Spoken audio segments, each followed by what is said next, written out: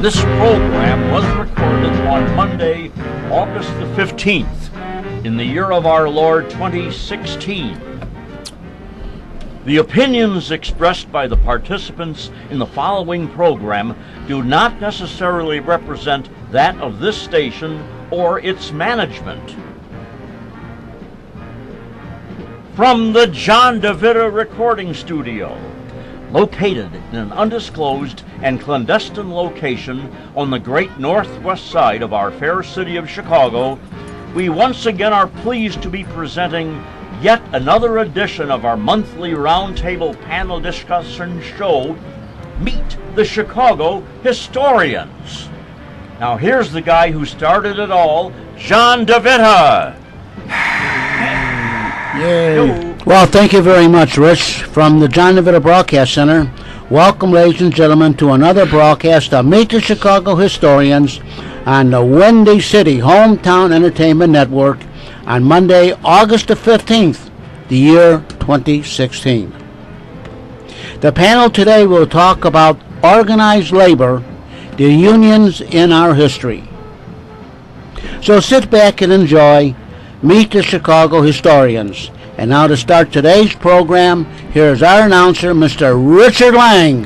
And now here's our panel moderator, Jack Red Ryan. Jack? Hey. This is where the bus packing, the buck passing stop, not the bus packing. A lot of buses are being packed today. I saw they're kind of few around the street, so they're packing them pretty well. It's pretty bad too. I mean, this is summer. Anyway, hello everybody. Welcome to the Ides of August. And what Ides means the middle, and we certainly are there, and it's certainly a summer day here. Would you say there's a midsummer or late summer? Midsummer. Mid? Yeah, me too. Of course, Labor Day is only a couple of weeks away, and ergo, due to a special request from our guy, John DeVita, we're doing labor, and Labor Day, history of labor, unions, and of course here in the city of Big Shoulders and the city that works, and I don't mean Chicago, we're in another one of them. We can talk about that. So anyway, we're gonna start off with probably our usual talking about history made fresh, as they say on the History Channel, which is current events more or less. And let's see, shall we go right or left today? Right? Always right, right? I never go to the left. Okay, to my right.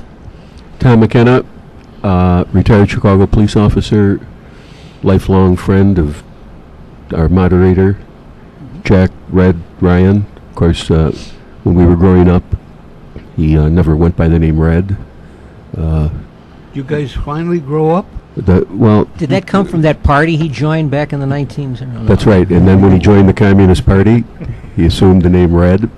And as I said, lifelong friend of John Ryan, and one of the few people that will actually admit to being Remember lifelong. now, I changed my last name to Scare. Red Scare? No? Oh, well. That was John Ryan again. Yeah, kids, you can ask your grandparents about that one. Which way are you going to Rich? Okay. This is your announcer, Rich Lang. I've got a teaching background, modern American, European history, and more recently I'm focusing on Chicago neighborhood history. Thanks to my classes at Wright Junior College with our great Ken Little, who I'm afraid will be missed today. It looks like he's not showing up. It's too bad. Yeah. Well, great man. Better late than never. He's always welcome. Oh, for Any of you folks down there want to come in and join? Oh, it's too late. It's being recorded. Anyway, next up, we have someone from the history, and here comes somebody on the gangway right now, and it's well, sir, are you an Army officer or are you a Boy Scout? Which is that uniform? General Douglas MacArthur, General of the Army, Supreme Commander in the Pacific. And this is the commemoration of VJ Day. Oh, is it? Surrender of Japan to the United States. The day in which their surrender was formally declared by the Japanese Emperor. According to Bill Clinton, it was on the aircraft carrier Missouri, he said. Every kid I don't believe this gentleman you refer to is familiar with naval terminology. He's seen enough navals in his time. The surrender took place on September the 2nd, 1945. Okay. At which I said, these proceedings are closed. Yeah. Well, I spoke too soon. Ken Little has joined us. We'll hear from him later. Hi, Ken. You're going to get docked for him. We have to make rearrangements here and rehab the table. This round table is really really rectangular. Changing Yes. the place card arrangements. Yes. Reminds me of at Random. Remember at Random, everybody, with Irv cups in it and. And I'm Bill Kugelman. I guess I'm the oh no, Ken is here now, so he'll be the last one. Retired battalion chief with Chicago Fire Department for 46 years, and am very interested in our Fire Museum of Greater Chicago now, and I will speak on that later. And I will now turn it over to Ken Little. Oh, we're doing introductions, huh? Yes. Evidently. Yes. Well, I am Ken Little. I was in the fire alarm office for 35 years. I used to give Chief, am I talking? I guess you got to be right up against it, huh? I used to give Chief Kugelman a run every now and then. I even met his father when he was on Truck 47, and then I fell into teaching, and I mean that literally. And Rich Lang's one of my students, and we had a lot of fun, didn't we? Fun was a big part of the class. Yeah, it was a big part of the class. So I think didn't you work with the third Kugelman too? yes, with John yeah. was in the fire alarm for a short time, Yeah. and he worked with me. Yeah. That's right too. The three generations. Three come to think of it, generations, yeah. That's the interesting thing. I know we're going to talk labor, I guess, but Not yet. Not yet. But one of the, I guess it's almost like a tradition of having families, following their father, and Not just in the fire, police. Fire, Anything else. Mayor's office. Oh, Mayor's a lot of office, yeah. A lot of that. My son-in-law is the third generation of local two stagehands yeah. in Chicago, and Yeah. I don't know. There's a lot of Yeah. you take doctors, nurses, The outfit. the outfit. Oh, Our, absolutely. our moderator always said he'd never have a son on the Chicago Police Department. Do you have a son? No, that's because he has two daughters Two daughters. 2 grandsons. and 2 grandsons. Yeah, that's an interesting thing, and they do studies from time to time. I see we have a 5-star Boy Scout. Oh, general here, and you see the traditions being carried on, and I'm looking like the White Sox. We have a couple of White Sox fans here. That Abreu, first baseman, his son watched him. His son's 5, 6 years old. who? Yeah. The first baseman, Abreu, is that the way you pronounce it? Oh, yeah. Yeah. Eh, Here's his 5 or 6 year old son probably sitting in the dugout watching his father. Now where is that Right. kid going to go? His aim is going to be another major league ball player. Like That was interesting at the Olympics with Phelps, with Michael Phelps, when these kids, especially the one that beat him out of a gold medal yesterday, but these kids were around adoring him, and then going in. Naturally, they're not his kids in that, but Yeah. it's just that generation that came up, and Yeah. and there Yeah. was that girl. I think that Katie Ledecky met him when she was She- like yeah. 8 or 9 years old. And they No. have a picture of her getting his autograph when she Yeah. was 8 years old. I mean, Yeah. yeah. that's great. If things could be like That's that everywhere all the Well, time, wouldn't that be nice? Yeah, role model. Well, we see role models all the time in the fire department. Not only we're talking tradition here, but we're also talking role models. Yeah. You meet someone or you read something. We've had a number of chiefs that received the big medal a couple of times. What the hell? What? And you see it in the police department too. Where they do give out medals. Every year. And I've been to some of the city council. I'm sure you have too, Chief. Been to some of the city council meetings. It's amazing some of the things that people do. Yeah. They're forced to do it, but they do it. I had a a kid that came on 124's house, and I worked with his grandfather Oh, some years before that. I'm not going to Oh. mention the name, yeah. but he somehow got promoted way above what he was Oh. at that time.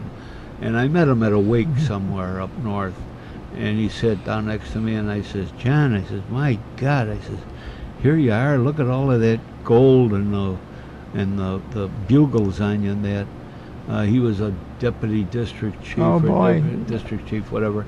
And he says, Chief, I owe it all to you. You taught me everything you know. I said, yeah, well, listen, I got to go to the bathroom right now. And Yeah. You know what I always found interesting, the guys on the police department, if you met them, you look at their name tag and you'd say, was your father on the job? And what I found, I think John will echo my sentiments, is if their father was a really good guy, the son is usually a really good guy, and vice versa. Yeah. I mean, it's funny Yeah. how that happens, but it's true. Yeah. Yeah. Yeah.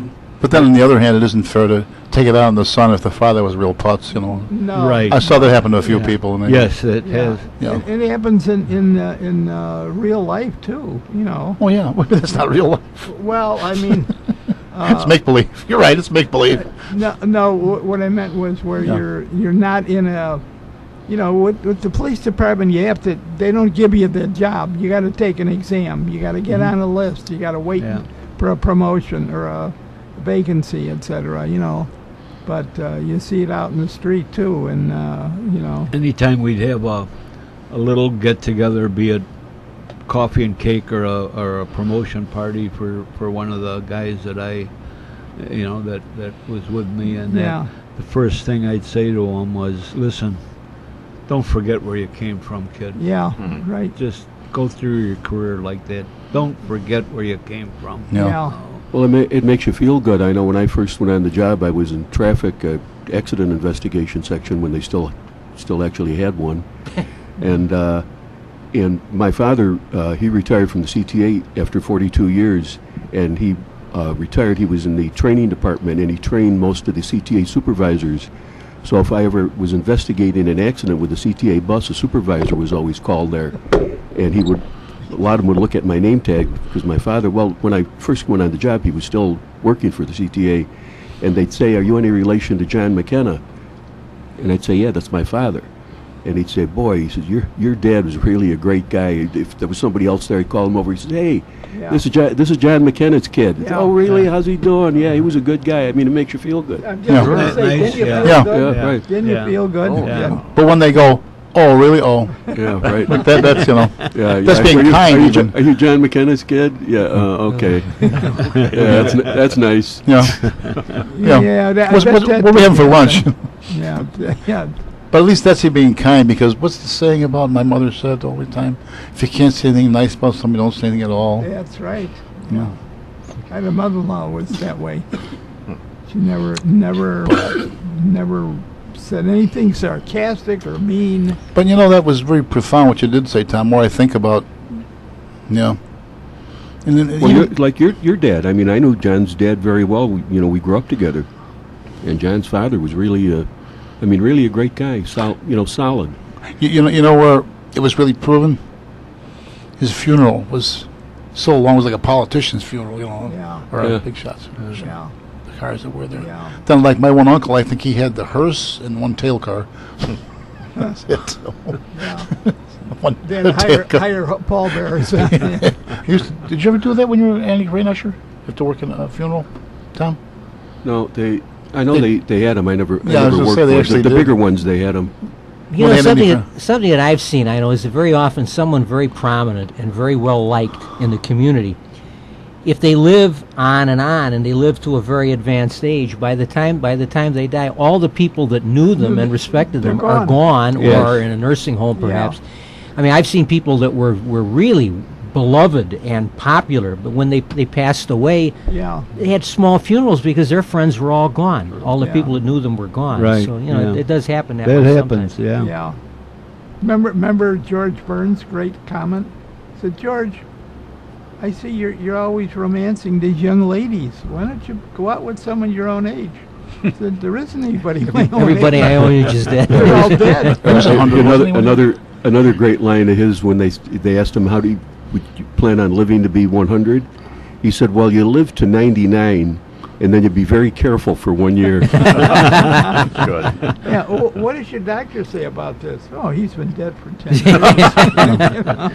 One of our classmates, Tom at St. Rita, his father was pretty doggone close to 100, and he said he says Jack, and he said he would meet with his friends a couple of times a month or something, and one boy says, so-and-so's go on, and one of his friends says, oh yeah, from what? They were all, at that, well beyond the three score and 10. That was like my wife's line. I'll be 70 in October, and I still run. I run in 5K races. Last year, I was running, and I forget what the race was. So my wife said, "Oh, you're going to run in that 5K?" I said, "Yeah." I said, "Come on. How many guys my age do you know that can still run a 5K race?" She says, "I don't know many guys your age, period." Boom.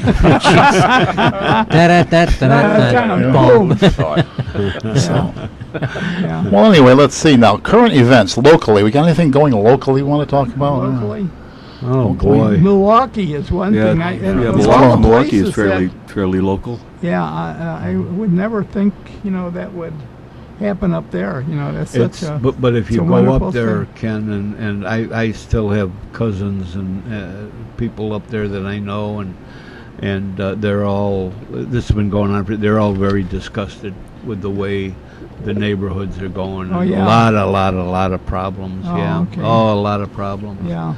And I just love, as everybody else does, that Milwaukee County Sheriff Clark. Yeah. Yeah, He was in Chicago. great He guy. addressed a police meeting last week. Yeah. I heard him out in Washington D.C. He's Yeah. to sum up his philosophy is fix the ghetto, not the police. Yeah. Yeah. And for those of you that don't know, he's Sheriff Clark he's black, Yeah. and he's very very outspoken about the Yeah. problem. Yeah. Well, And I echo his sentiments, having worked in the black community.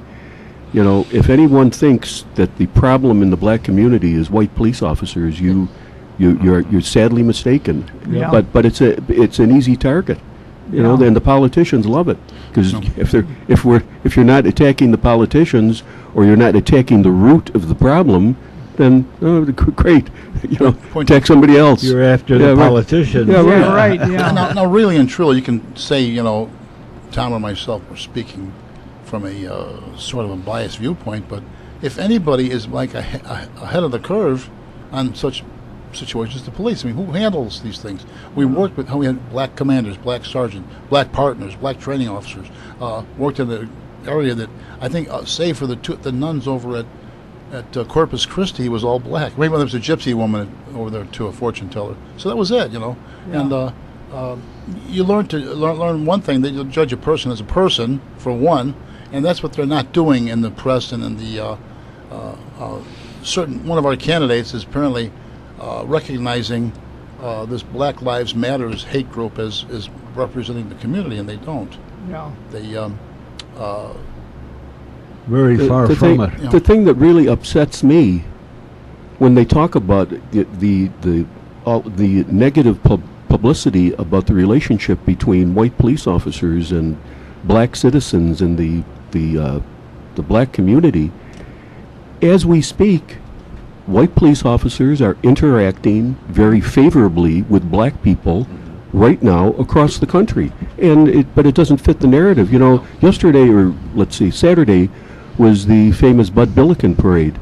I played with the Police Drum and Bugle Corps for 16 years. It was a VFW post 207, and we were number one in that parade every year, and we were extremely well received. Sure. This narrative that all black people hate white police officers and all white police officers hate black people, that has got to stop, and the media has to stop it, because not only isn't it helping, It's making it so difficult for people that actually have to go into the black community and do the job. It's making their job extremely difficult. And They have and to- they can Right. stop it. Yeah, they have to Tom, knock it because off. they're the ones that are, The thing is, this thing keep it up. Well, I think what really started the ball rolling is the situation in Ferguson. If anybody should have been indicted in Ferguson, it should have been the news media. Every single thing that they reported, 100% was false. Yeah. They reported he was on his way from his grandmother's home. He was on his way from robbing a store. Yeah. He was walking down the street dreaming of his first day in college. He was never even registered for college. Yeah. He had his hands up, and the police officer shot him. Every single thing that they reported was wrong. 100%.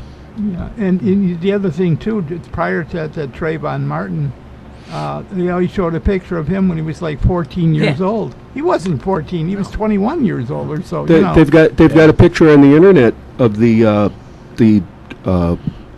person that was shot in Milwaukee, with him staring into the camera holding a gun. Yeah, And this is what the people of Milwaukee are. This is what they're Yeah. hanging their hat on. Yeah. yeah, That this guy was shot and killed. yeah. And where did this name in Ferguson come of, the gentle giant? Who coined that one, I wonder? Is that... Yeah, I mean it was ridiculous.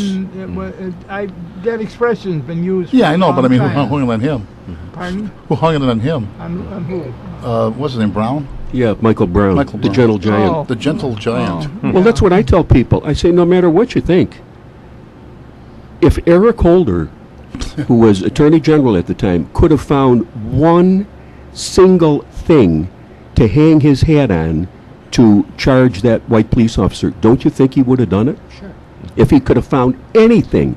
And the reason that he didn't is because there was absolutely nothing there. If you listen to the news media, you would have thought, oh my God. As a matter of fact, when the story first came out, they had me.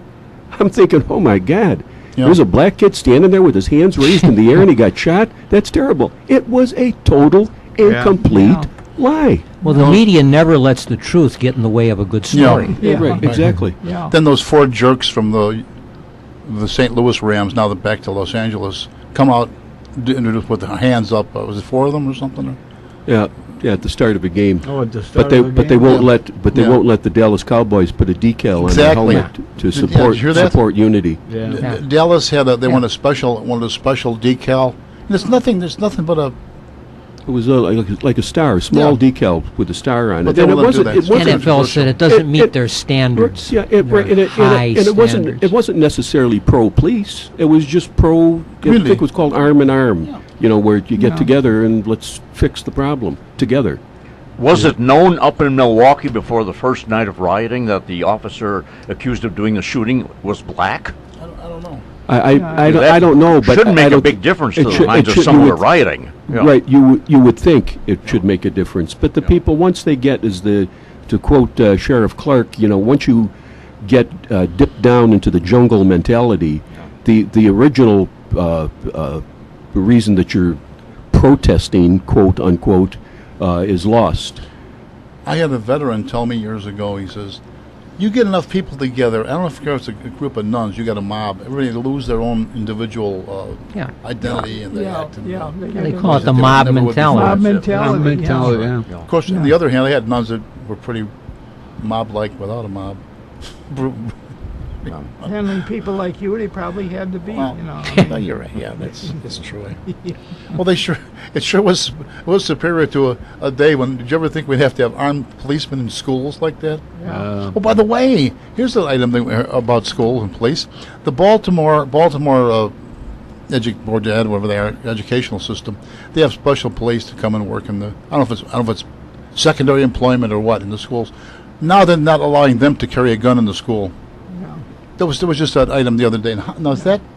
It's like our at the airports we got our aviation police. Just Yeah. found out recently they're not even But armed. that No, they situation can't, in Baltimore is another. Yeah, is that? That Yeah. the state's attorney there, when she had the big press conference to indict these police officers, Six. every one of them was found not. Yeah. Well, they finally After I think Just 3 or dropped 4, it. they decided to drop the charges. Yeah. Where was the press conference then? Yeah. Yeah. Non-existent. She had another one saying that they were picking on her. Yeah. Yeah. She should be picked on. Yeah. Well, That was a disgrace to ruin those guys' lives like that. Yeah. Yeah. They talk about what's the term they use? Like a judicial or a legal, like misuse of the law. I can't think of what the term is. Yeah. Not being a lawyer, but getting back to our Chicago Aviation Police, that almost reminds me of these commercials now for. Oh, I'm just a monitor. You know, that's one in yeah, the bank. right, yeah. And one oh, Yeah. I'm not an exterminator. You No. got a problem. I just tell you if there's a problem, and the person Yeah. falls through the stairs. You got a problem. Bye. Yeah. There. Yeah, Yeah. that, you're that right. was, That's that was like- the result of our former mayor, Yeah. Daley Jr. Was it him? Oh yeah, he didn't like guns, so Oh, our except his aviation police I think his at detail airports are not armed in the city of Chicago. Yeah. They got the uniform and the. They've got police powers, but no Yeah. weapon. Yeah. Do you And if you would think of anything in this day and age with the terrorism, anybody should be armed. It should be The aviation. Bobbies in London are now. Police officers, yeah. Yeah. Armed Oh, are they? Yeah. Yeah. Oh. Well, that's my definition of hypocrisy with our Yeah. our Democratic front runner Hillary Clinton, who's Surround- so completely anti-handgun and is surrounded 24-hour a day There's an- by people with handguns. There's an ad. I think somebody has an ad showing her getting on a plane surrounded by security with, Yeah. with automatic weapons Weapons, and yeah. guys with the earbuds in yeah. their ear but how she is hostile to individual citizens I know. because for 30 years she's been surrounded by armed guards Yeah. every minute of the day. Yeah. Little luck, she may be surrounded by guards again. Yeah. Woo. You remember that police officer, Irma Ruiz, R-U-I-Z? Yeah. Where was she shot and killed? In a Monte public, Fiore. public Right around Monte school. Fiore. School, Yeah. yeah. They're But doing- it wasn't school related. The No. gunman. no, it wasn't. But Yeah, the gunman just happened to chase them into there. Yeah. He killed a guy who had an auto parts store. Was from our old neighborhood too. Right. It was Yeah. a Dutch name. I can't think of it offhand now. Yeah, it was just north. he was just of out that, to I shoot think. whites, is what they don't say that, but that's what it was. Didn't they dedicate that school to Irma Ruiz's name now too? I I believe. think there is a school name Yeah, for her. I think you're I right. was over there. I was in Yeah. the buggy. Her over partner there got somewhere. wounded too. In that. Yeah, right. Yeah. And I then think- shot and killed the guy too. Mhm. Yeah. Yeah. Not so, soon enough. Oh boy, what a world, huh? Yeah. Yeah. Well, that's going to be the end of it. We're all going to go out and get a gun. But I'm sure now, Oh, I wish I had stock in Smith and Wesson. If- Yeah. if these this were different companies. if this were today and Montefiore had one of those decals but no guns, it would have prevented everything, right? oh yeah. sure, Yeah, oh, right. yeah. If it had only been a gun-free zone. Yeah, then there Yeah. would be no Yeah. problem. I've been into wouldn't have He would have opened the seen door. the sticker that it was a gun-free zone and would have left his. I've been into 2 gun shops, and both of them have posters behind their counter, a picture of our president say with the line, "Our greatest salesman." Yeah, right. There you go. Yeah. Which that what was all of this to me. Every place that there's been a problem, the Department of Justice comes in and they want to run the police department there. Like, what did they say about the Chicago Police, Tom? We got a problem with racial prejudice, or the whole department's prejudice. What was there? Remember that? Discrimination problem. Anyway, to me, it's a calculated maneuver, step by step, incrementally, to take over the whole all the local police departments. I remember a bumper sticker from the 60s when police brutality was the buzzword, Yeah. and it said, if you're afraid of police brutality, next time you're in trouble, call a hippie. That's right. Yeah, I remember that. That was a good one. Yeah. Well, you know, the thing, the people that won't get off their mantra of gun violence and guns are the problem. I have a question. The state of Wyoming has the highest per capita gun ownership by far Lowest crime rate. of any state in the union, by far. Now, if guns cause crime and guns are dangerous and gun violence, why isn't there gun violence in Wyoming? Why? If the problem is the gun, and that's where the majority of guns are, why isn't there a gun problem there? I mean, I'm asking. Who are the people that own those guns? Yeah, well, now see, Yeah. now you're talking. Right where See, you- now, Yeah. now maybe it isn't the gun. Whereas maybe it's the person that has the in gun. every right. major city that Responsible has strict citizens. gun control laws, the crime rate is through the roof, and the shooting rate is through the roof. My God, Exactly. what was it this weekend now? 9, 8? Yeah, I Eight or think I heard nine? 9. Was it? Yeah. Yeah, 40 some shot. And 40 something. Yeah. The reason, like I said, if this was the old days, before the new EMTs and the training and the life it'd support be ambulances, much when we still worse. had Sure. the old Cadillac Oh, yeah. ambulances, Yeah. they'd probably all be dead. They would be. They would be. Sure, we only had one real hospital that would handle gunshot wounds, and that was county. Right. Really? You know, You know who yeah. got to be very good in the hospital isn't there anymore is Hen Roten. Van Roten, it's too. over in Yeah, the cell Roten got a because lot they of were them, getting people yeah. from Cabrini Green. Yeah. Yeah, 'cause they Pardon had to me, be. gentlemen, it's time for our first intermission. You've been listening to Meet the Chicago Historians. We'll be right back. Very good. So far, so good.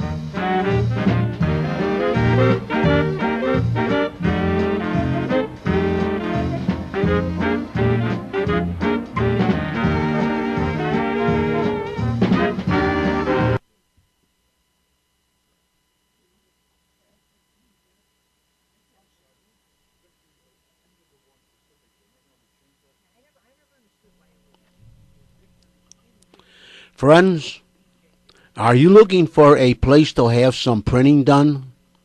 Well, I have the right place for you to go, and that is the printing store in Oak Park, Illinois. Call or see Phil Berry at 621 Madison Street in Oak Park, Illinois, or call 708-383-3638. Phil will sit down with you and help you plan whatever you need printed.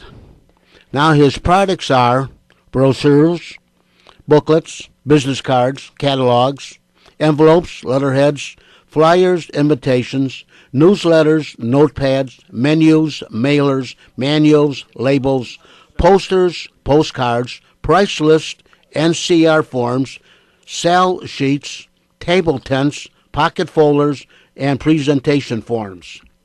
And the services include 1 to 4 color offset printing, digital copying, high-speed copying, graphic designs, typesetting, laminating, foil stamping, die cutting, and imprinting.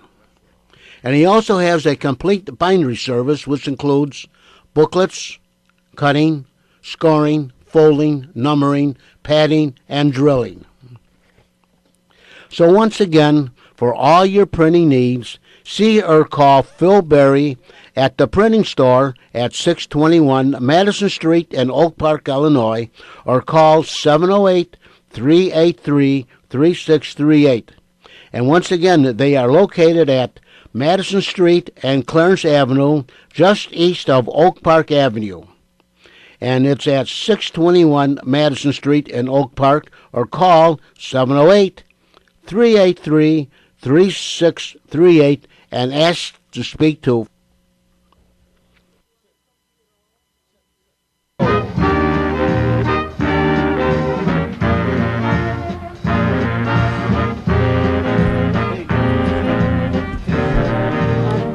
Now back to our special edition of Meet the Chicago Historians.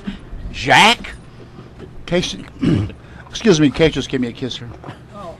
Explain on the radio. Kate is our mascot. What breed is she, Bill? She's a rat terrier, Yeah.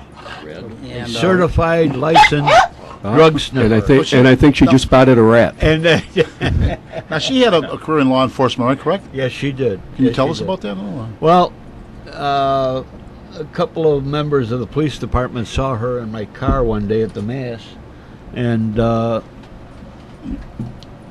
they decided that she should be an employee of the O'Hare and Midway airports.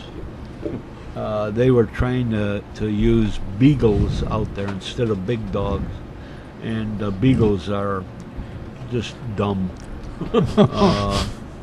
So they sent her to Texas and then up to Virginia to the FBI training, and Kate works with me, did work with me at the racetracks, and there's always a group in the backstretch that like dope. And I had another guy. He was a state trooper. He had a big German Shepherd, and wasn't trained like she was, but we pretty much cleaned up the back stretches. You know, really proud of that, because now if they see me even drive in with her, even if she isn't working, they just get rid of it. Now, to look at her, she's just a cute little... Yeah. Oh right, yeah. They wouldn't But think... she, when a siren goes by, when an ambulance or a fire truck goes by, any kind of ambulance, she'll howl. Yeah. Well, that's what she does when she has a positive. And the funny part of it is, my daughter lives in Arlington Heights, and right after she was trained, I'd go out there at Arlington Park, naturally. And I would, when the boys were coming home from high school, and I think even grade school, I'd put a little bag of weed in their pocket without them knowing it. And then all of a sudden I could hear her howling, and then the kids are howling, "Mom, it's not me, it's not me, I don't do that." Oh, gee. We've had a lot of fun with her. Yeah. A lot of fun with that. Yeah. She's the guys from ICE made her an honorary member. And ICE is... The Border Patrol immigration, Immigration, yeah. control enforcement. Can you get by there, General? Okay. And, You know, But, just the idea, Chief, of Okay, John, I don't think I moved to say. my one daughter and son-in-law have they've had a number of collies, you know, and they bring them to a nursing home or where they treat Alzheimer's, you friendly. know. Yeah. Yeah. And just the dog is, you know, they're friendly, and just they walk among the people, and you know they really cheer them up. there's a you know. connection there, isn't there? Yeah. It's Definitely. even before she got trained, you know. Yeah. You know. They, last year when I was in the hospital and in that nursing home, the Lutheran home in Arlington, they allowed your dog to come in as long as they had all the shots and all, you know, went by Yeah. it. And Beth, my daughter, would bring her in, and she'd just jump up on the bed and to be with me for a Yeah. while. And then the kids, when they come home from school, they'd come over and then they'd pick her up Yeah. and take her home. But I heard you had a nurse to that, too, huh? but no. Oh, sorry.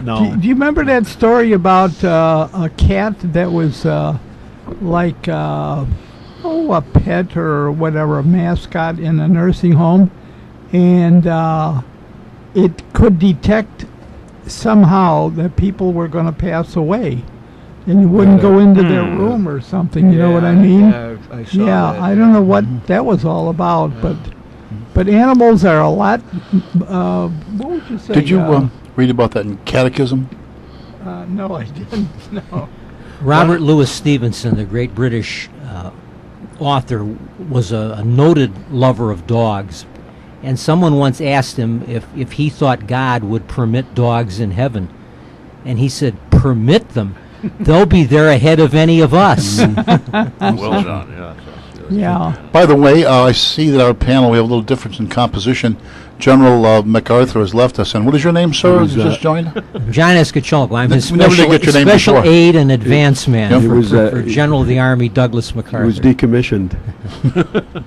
Yeah, we didn't get your name earlier. So. I just realized we're not on television, so nobody was able. Thank God It for just that. occurred to me that there was no cameras, so Not right. yet. but we're working on it. We're working on it. Does anybody remember when General MacArthur visited Chicago? Well, of course, I've read about it when he went from city remember to the ticker city. tape? What, Yeah. He had what huge. year was that? You know, it was a long time ago. I would 51. 51. I was I gonna would say, yeah. think, yeah. He was or relieved so. in 51. Yeah. I was at and the then- convention. my dad was Were in the ya? bureau and took me to the convention. At the and amphitheater? I got the pipe and Yeah. and, And, the different stuff. He was General- tremendously Oh, yeah. popular. General MacArthur gave the keynote address at the 52 Republican convention. Yeah. Oh, yeah. And his name was then placed in nomination, but he only received, Yeah. but he had not campaigned or Yeah, done no, anything. no. He got a handful of votes, but of course Eisenhower was nominated. Yeah. And- Somebody said that this election is the first time that neither presidential or vice presidential candidates have served in the military. I don't know if that's true or not. I think I did hear Say that. what, Yes, they yes. did not. They did not serve. Oh. The president of both parties Or or you- vice president of Right. either Yeah. party served in the I military. think that's correct. Yeah. Well, since World War II, it wouldn't have been true before the Right, war right. because there were Yeah. because there was a space there where Right. Yeah. neither Hoover Right, nor yeah, right, FDR right, had yeah. had Woodrow served. Wilson since World probably War never II. was. was Yeah. Yeah. Of course, Theodore No. Roosevelt in You know, 1912. now that you mention the presidents, when I got Kate, I really never heard of a rat terrier. They were always fox terriers. Right. You know, when I was growing up and that. But anyway, I got a book and Googled it up, and one of the interesting facts was when they were doing work under Roosevelt, under Teddy, at the White House, they were tearing down everything was going motorized. They were tearing down a stable that was by there, and it was loaded with rats. Oh. You know, which is kind of normal for that Well, it's situation. it's loaded with Yeah. rats right now. Yeah. Ooh. I was getting Boom. Of course, you're speaking about the White House that was built by slaves. Yes. Oh, Yeah. yeah. That we found out actually wasn't built by slaves, but you But know, that's Makes what good story. Well, it made a good story. Like I said, the Was it truth built never by gets in the way of a story. right. It But was that's not what- built by slaves? No, Look at the pyramids. No, they were hired. They were. But that's what I was getting to is Roosevelt Terrier? got all of his friends that had fox terriers, all the farmers and that. You know, the fox terriers were the dog of a farm. Terrier- because they The they word got terrier rid of them. means Terry digging the earth. digging the earth. They hunt for rodents. They got rid of all of the mice and the rats from No. the farms and My, out of the barns. no rats, but a lot of fat And he dogs. had all of them there, and they cleaned that place up and got rid of all of the rats, and that's where they got the name then instead of fox terrier, rat terrier. But it is a different breed, you know, on its own. And that. My what? aunt had one as a kid. I What's remember. that? A rat terrier. Yeah, well, Ma- that's what Mike. that's what she is. Mike was really a Michelle. Oh. Was a female, but anyway. My grandmother's dog's name was Punk. Punk and Mike. Remember, Punk was really a mutt. Mike was a rat terrier. Well, they really are a good friendly dog to have around, and I was not used to small dogs. I raised Irish setters and Alaskan Malamutes, always big dogs. But now, when I get up to Baraboo, to the place up there, the minute I open the door of the car, she's out, and she goes through that barn and all the way around. And Inspection? there's Yeah. not a mole or a mouse or a rat. Looking for around. a meal. Yeah, Yes, exactly. right. Yeah. And I have a problem with her with squirrels. Oh yeah. You know, she gets them and well, she does them in. Yeah. Wow. There's a lot of them around here. Oh, yeah. A lot of squirrels here, too. Yes, there are. Anyway, It's a good combination, the rats and the squirrels. And, Yeah. Well, They're- squirrels they're- are just they're- rats with good PR. I was just going to say, they're kissing cousins, really. hairy tails. But it's funny. You have a totally different reaction. You feed squirrels, and, you know, Right. you what? Yeah. A totally different reaction than to their cousin, the rat. Yeah. Yeah. Yeah, but if they get into your house or Oh, if God, they, yeah. Oh, yeah. they're Every once in a while, I hear about a squirrel gets in someone's roof or attic or something, and they start Yeah. gnawing on things. They gnaw on some electric wire, and they pay the price, you know. oh the, yeah. the gal that's up on the second floor of where I live, the condo I live, knocked on the door one day and she says, "Bill, I got to get Kate. A squirrel had gotten in her her place apartment, in yeah. her apartment." And so I took her up there, and I said, "Is the window open?" "Yeah, that's the one that came in, and Yeah. I'll never open that window again." Or you know. Well, it's And, just like the I gun-free just zone. left Just put her a in sticker there. there that says "No squirrels." No squirrels. They'll see yeah. it. Squirrel-free Oh, zone. yeah. Squirrel-free I let zone. her in there, and I don't think she got in 2 feet. And the squirrel took one look and Out. the window, out yeah. the window. Yeah. Bill, does she go after chipmunks too? Oh, she go in it. Yeah. Yeah, sure. same thing. Yeah. Yeah, yeah. Yeah. You can have a feast up at my place. Yeah. She doesn't chew. She doesn't need them though, John. So anyway, No, she just she wants to make them disappear. there was this monastery by the big highway, and they had a very good business there. They had fish and chips there they sell by the room. So the guy comes in one day to the restaurant. He says to one of the guys, Is this a true story? "Are you the fish fryer?" He said, "No, I'm the chipmunk."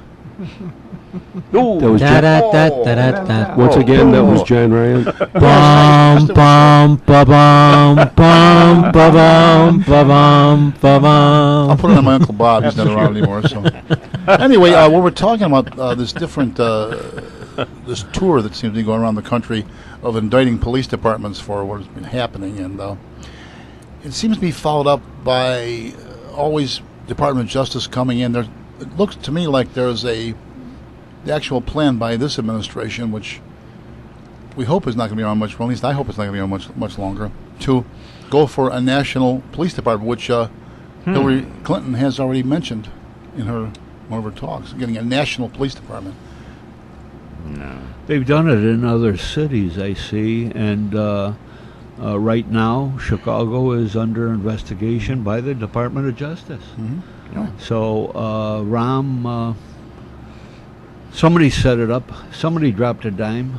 You don't suppose Rahm could be in collusion with the people that you came boy. from? Chief of staff, right? Never let a crisis go to waste and all that? No? Absolutely. You don't hear that anymore because, No. yeah. He's had too many crises. Yeah. He also said the only way to deal with a Republican is with a 2x4 across the side of their head. Wow. Yeah. He said that? Yeah. Yeah. It's quoted in the New York Times saying that. Funny, it never seemed to, Gee, he's such you imagine a genteel. Republican That saying sounds something like that about Yeah. Democrats? Was he a Big Ten graduate, Tom? Where did he go to school? He went to. Let me go back in my. Oh, that's right. He went to that. It's very popular with guys in the Midwest. I know a lot of my friends went there. Sarah Lawrence. Sarah Lawrence. Yeah, it used to be an all-girls school. Yeah. Maybe it was an all-girls school when he went there too. I don't know. I'm not sure. But Sarah Lawrence, sure, you're familiar with Sarah Lawrence, He really right? is that right? He Sure, went- you've been in a bar and guys would say, "Hey, turn on the Sarah Lawrence game." Yeah, you know, yeah. it's a private, exclusive private school that. I think Purdue plays them every year. Yeah, I right. think, yeah. But it's a bit. Yeah, right. It's the second. Well, it's the Big Ten games. It's Michigan, Michigan State, and then Ohio Sarah State Lawrence. and Sarah Lawrence. Yeah. Yeah. Yeah, that's Where where. is he went. this? Is it's this in. I think it's upstate New York, Oh, I okay. believe, or somewhere in the east. New It's a Rochelle very- or somewhere.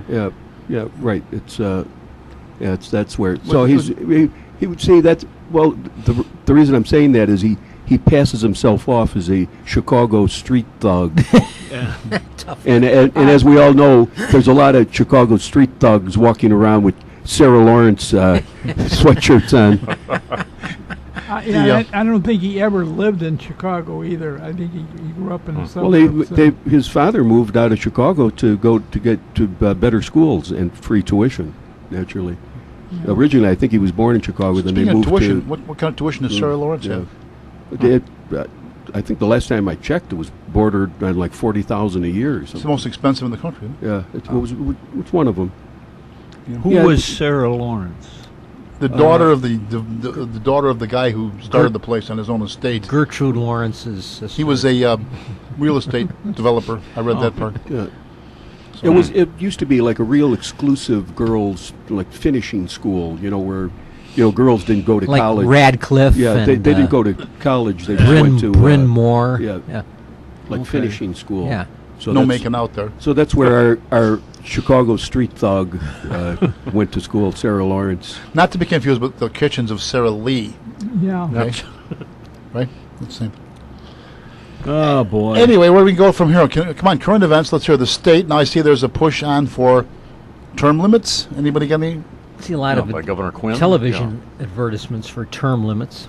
Anybody got any ideas on term limits, any opinions? If the legislator who's in charge of bringing the bills to the floor, and John would certainly be able to fill us in on how that process works. If it doesn't get to the vote or to the floor to vote on, then it's, you can have all the public sentiment you want. Too bad we're not voting on it. Yeah. In Springfield, you have what's known as the leadership. We started And they that decide all. in our union in Local 2, and it passed. And there's a lot of pro and con on it. You know, you get a good guy in there, a guy that's really, or gal, Yeah. that's really beneficial. It's a shame that they got to leave after 2 years, Yeah. or after 2 terms. Yeah. But when you get the people like we have now in other elected positions in this city and state, you know, don't let the door hit you on the way out. Well, Yeah. plus there's excellent ways around it too. The city of Nevada, they enacted it. Oscar Goodman was mayor for years, and Where? so he couldn't run again. So elect his wife. Well, So, well, so she's All so now right. she's mayor. it's kind of like Putin. Putin couldn't be the whatever he was. President, so he rotated with the prime Premier, minister. yeah. They just rotate Well, jobs was every another, 2 terms. Medvedev. Another, yeah, right, Medvedev. It was another sort of a, Bergen and McCarthy story. Yeah. Medvedev was the one that our president was whispering to. Said, Well, just help cool me it out. because when I'm reelected, When you're then elected, we'll be, yeah. I'll be able to. Well, nothing Yeah. was made of that, was And it? they're talking about Trump's ties to Russia. Yeah. Yeah. Yeah. Somehow Now, are nobody you remembers saying about that that Russia does have term limits? Yeah, the president. Yeah. The president. There's a 2-term limitation on the president. Oh, okay. But he has to be out of it's not like in the United States where it's Never. two terms and that's it. You can never run again for president.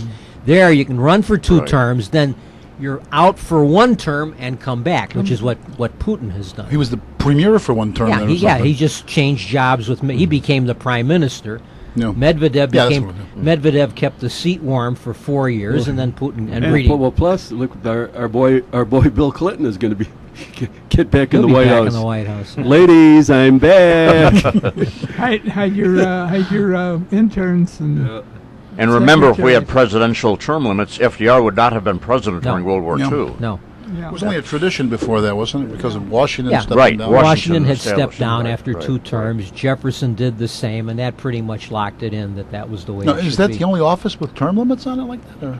No, there are no federal No. limits on senators or congressmen. And we don't know about locally any in states or It's local. up to each. I Yeah. mean, there are states, and I'm sure there Well, are it's probably supposed to be. cities that limit, but it's all Yeah. at the choice of the state. Or Yeah, the- I think like the mayor of New York, I think they're limited to 2 terms. Yeah, that's or why something. Giuliani couldn't That's why he run, couldn't run. and then Bloomberg came in and he had the law changed and ran for a 3rd term. Yeah. But don't we have a new amendment now limiting presidents to 2 terms? I think that came in the 70s and 80s, I believe. No, the president that was done in the 50s, late. Who's the 40s. first one Kind of to be- reaction to FDR. That was the It's, story. yeah, it was during yeah. Truman's administration. Right, It specifically exempted Harry. It said it in my name, but it's the amendment states that the current occupant of the office shall not be Okay. restricted. So Truman could have run for additional terms if he had. So wanted. who was the first one? Eisenhower? Eisenhower was, yeah. So I mean, really, the Republicans pushed this through because they were angry about FDR, and Right. up for it prevented Eisenhower from running for another term. It prevented Reagan from running for another Yeah. term.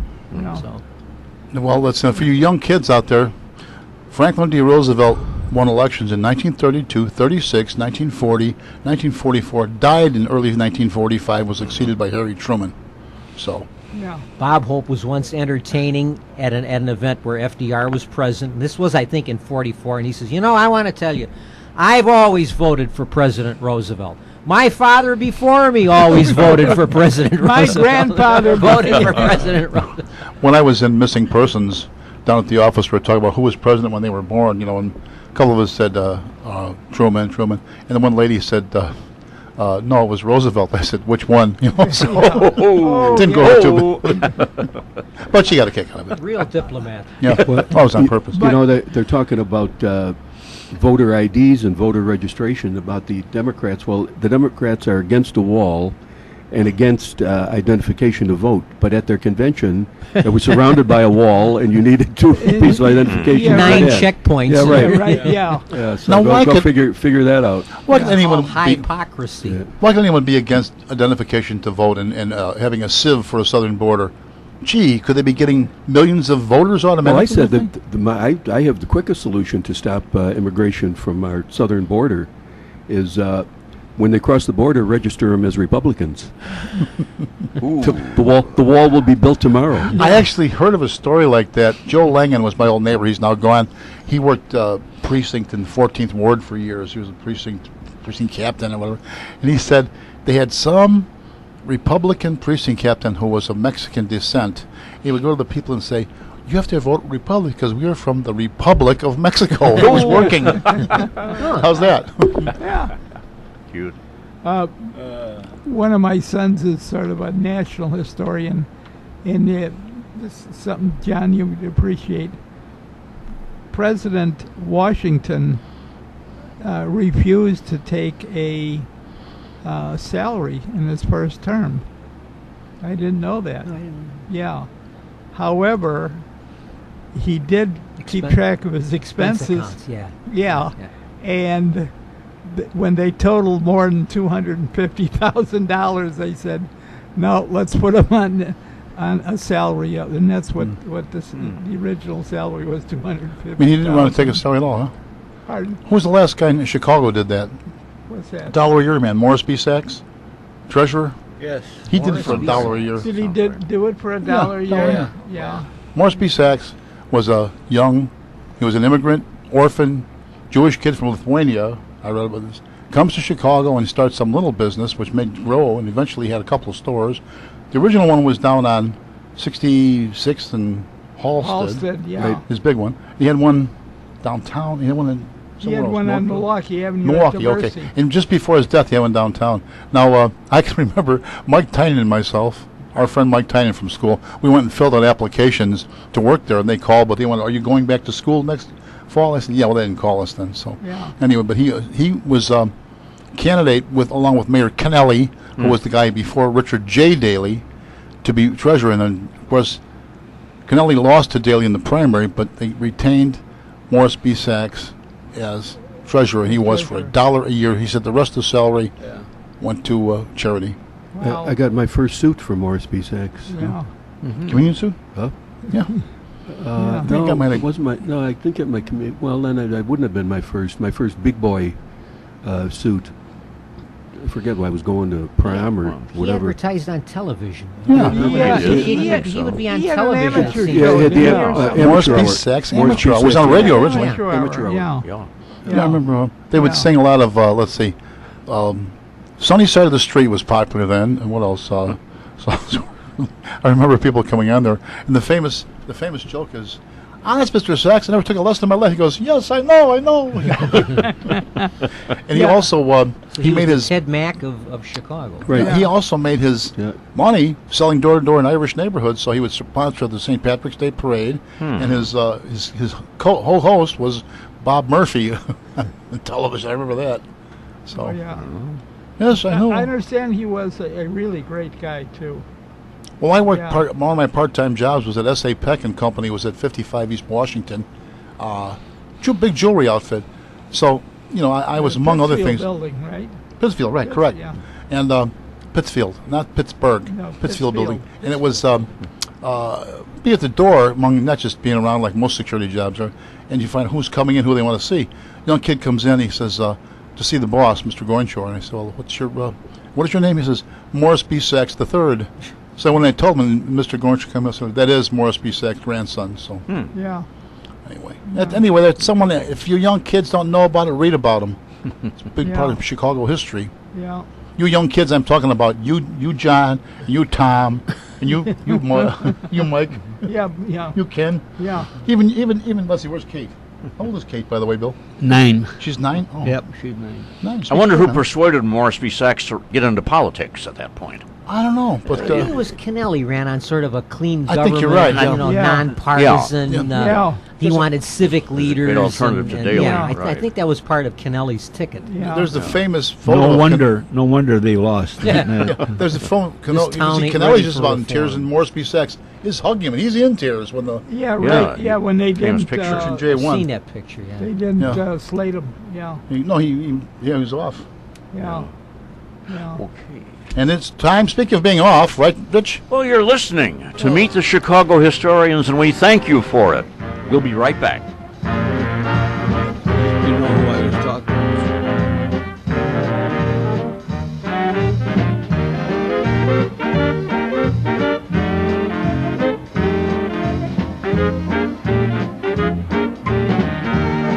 to? Do you suffer from pain? Do you know someone that has constant pain of their low back, neck, shoulder, knee, or wrist? Have they tried medications, exercise, physical therapy, or chiropractic, and nothing seemed to make it better? Well, I may have your answer. Why not try a napropath? Hi everybody, this is Dr. Wayne Chickowitz, and I've been practicing 30 years treating pain. I'm board certified and hold a diplomate in pain management.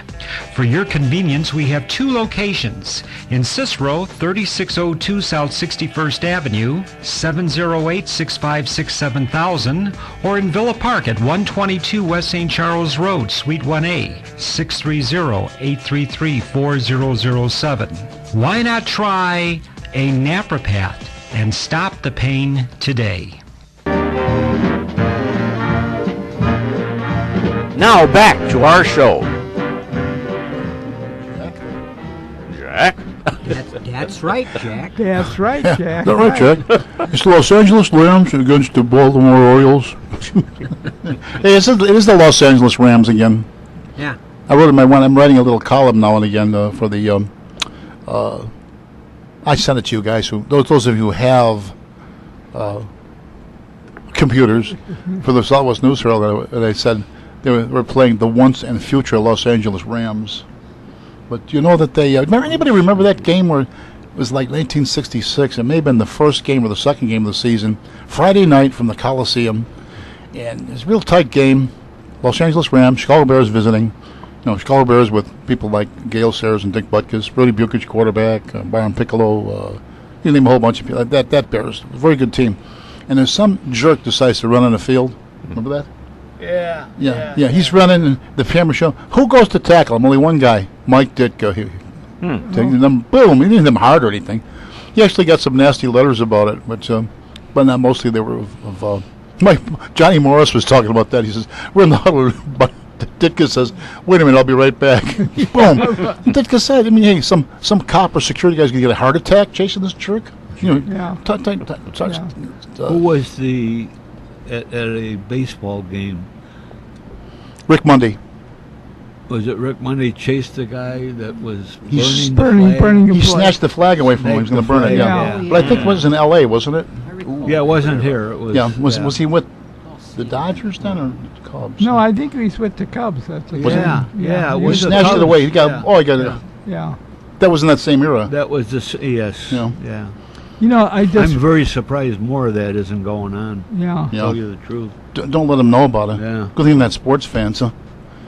Yeah, remember we were at the. We used to go to a bunch of us guys, Tom and his friends. We'd all get tickets and go to the College All-Star game, and then also the Armed Forces game was the last. Soldier Field. The last preseason game was always a benefit between usually the Bears and the Cardinals. Well, it was in '68. I remember they were talking about how Daley was falling out of favor with everybody. Remember Richard J. Daley? Well, he left like. When the beginning of the fourth quarter or something, the whole place is standing applauding him after that convention. It was just automatic. It was just like, what did you say? What's his name? Muskie had said too after the convention. Muskie was the vice presidential candidate. Yeah, he was right. He was the vice presidential candidate, and he was on a talk show. I think it was it Susskind? Possibly. Anyway, that's how long ago it was. But they asked him after the '68 convention, because of all the turmoil with the police, and I know I was right in the middle of all of it, and they asked him, as you traveled around the country, what did you find the sentiment was? And Muskie said, surprisingly enough, we found overwhelming support for Mayor Daley and the Chicago Police Department. Because once again, while the media attempted to portray one thing, the actual rank and file looked at it and said, and I mean, I can tell all kinds of stories around that time when people would find out that I was a Chicago police officer, and hey, put your money away. That guy doesn't pay for a drink in here. I mean, the average person, Well, that was the revival of Mayor Daley's fortunes. Daley, we've forgotten this, but he was politically in trouble in the mid-'60s. He won the '63 election by the narrowest margin of Ben all. Adamowski. Ben Adamowski, right. Yeah. And it's been said that amongst white voters, he actually lost to Adamowski in that election. Yeah. And in '68, when he became Mr. Law and Order, that was. I mean, that's the way we remember Daley, Sure. the tough-talking mayor that's not gonna take any problem Yeah. from anybody. It really created him as the legendary figure that he's become. Yeah. But they, it was our friends like Senator Abraham Ribicoff coined the phrase, Fake. Gestapo tactics in the streets of Chicago. Yeah. How And, hard it is. yeah, and who we have? Who started the pig thing? That was Angela Davis, wasn't it? Those pigs. Faker. yeah, right. But no matter what, we see things don't change much over the years, do they? No. I told the kids They next get door, worse. they're both on the job. I said, I'll tell you something. I was on there in the '60s. When Tom was down in front of the Conrad Hilton, I was on, same district, 48th and Wabash. I was on midnight to noon in the district. We took the 2 shifts, covered both, and I had the easier part, really. But I kind of wish I was with you so I could say I was. How many people claim they were down there? Huh? Well, yeah, it's just like people that claim they were in combat in Vietnam. Yeah. Say if everyone that claims that was there, we would have won the war. Yeah. You know, I said everyone who claimed they were in Wrigley Field when Babe Ruth called and Right. Yeah, shot, right, it yeah. would have filled every stadium in the country. Which he really didn't call you. He was saying I Yes, got he did. one strike left on me. He Yes, agreed to he it later because said it was a dull World Series. It was a sweep. Yankees swept them. So. Yeah. He pointed Yeah. to the outfield and he hit it where he pointed. I heard him say it in his own voice. And I pointed out her. Well, anyway, how do we get on that? But we what's the word I'm Babe looking Ruth for? died in the month of August. We He died around this time. digress. Yeah. How's that? Okay, want to talk labor now? Sure. Okay, labor. Why not? Organized labor. Years gone by, we had incidents in Chicago, like the very famous was the 1881 Haymarket riot, which was probably the police fault anyway. That's one thing about the job. Well, people keep talking about the job, but we don't need a police academy training because everybody knows our job for us. Just go over there. How about the guy in the neighborhood was telling us when we were going to buy our guns? When you don't have to buy, they give you those guns. He kept telling us. Well, I guess we're stupid. We bought ours, but Well, that's one thing that I could never understand. If there's one group of people that are more anti-police, I'd like to know who they are, other than the Hollywood people. But all they produce is movies and television shows about cops and guns, Yeah. and they hate cops and they hate guns. Yeah. But they put it all over the television and all over the movie screen. Oh, yeah. well, there's some good ones and there's some bad ones, If obviously. you did a show about liberals, how many people you think would Right. watch? A group of liberal professors Right. sitting around the have a table point. at Harvard Right. talking. You have a good point, John. Pontificating. Yeah. One of the actors from this show, it's not new anymore, Chicago PD. I met him somewhere. I forget where it was now. But anyway, Was it Lucky's? I told him that he's spoiling. He says, I said, you're going to lose all your police people that watch that show. And he says, why? He says, because you're doing the things that they wish that they could do now, that they used to do years ago, and things were fine. Yeah. And he said, oh, yeah, I know. Then I told him about who was that copper, that boss that put the gun in the guy's mouth, or gal's mouth. Oh, yeah. It just happened Dirty here. Harry? No, no, this no, is it was a a Chicago this guy. is really Chicago guy. Yeah, it was a Davis supervisor. or something. A black Yeah. Yeah, boss, by the black way, and a boss. black thug. Oh, yeah. So- And I, that was brought up. It was around that same time when they were in court or wherever they were with that. He was in court, and I said, I see nothing wrong with that. Yeah, He didn't shoot him. yeah. You know, he didn't do anything. But they sure He condemned him and criticized Yeah. him, and I yeah. think he lost a job or I- whatever. They it was. reduced him or something. Yeah. Yeah, That's John Burge, commander of the robbery unit or whatever, was out in Yeah. South. My one brother, he got quite a bit of his. He lived in Evanston. He got his news from the Reader. So he says, well, I can understand you guys this, that, and the other thing, but that Burge. I said, let me tell you something. I never even thought of this before. I said, Burge is the best friend that neighborhood had, that community. He said he wasn't going to take no for an answer. He knew he had the worst slime in the world he was dealing with. And guess what? Who were their victims? They were black thugs, and they were black victims mostly. Well, plus They one mention of the that. reasons why they were doing those confessions is because Daley was state's attorney and he wanted a confession. Insisted. So they said, okay, you want a confession? We'll give you a confession. You see how much Daley was involved in it. yeah. I mean, I'm not saying I'm not supporting what Burge did. I mean, but the thing is,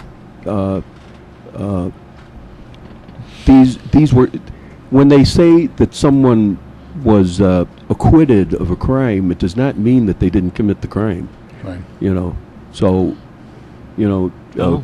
and the way you obtain the confession, that was not a really good idea. But these You're were not not found innocent. Yeah, right. Oh, they don't, but they'll You're say found that. Not They- guilty. They will Yeah, say you if they were found innocent. They will say that. No, We can't prove you these guilty. were- You can't prove that you're Right, guilty. That right. doesn't mean that you're It's up to us to prove it, not you prove. Like French law. These weren't people that they took randomly off the street Yeah. and forced them into confessing something that they didn't do. These were people that committed the crime. Like I say, I'm not condoning what he did, but I'm just stating fact. And he was the boss. If the men did it, well, it's like he did it. Yeah. No. Yeah. I think didn't it stem from the two policemen that got shot and killed out in the Was street? it Davis brothers or No, it wasn't Davis. no? I'm talking brothers. about the killers.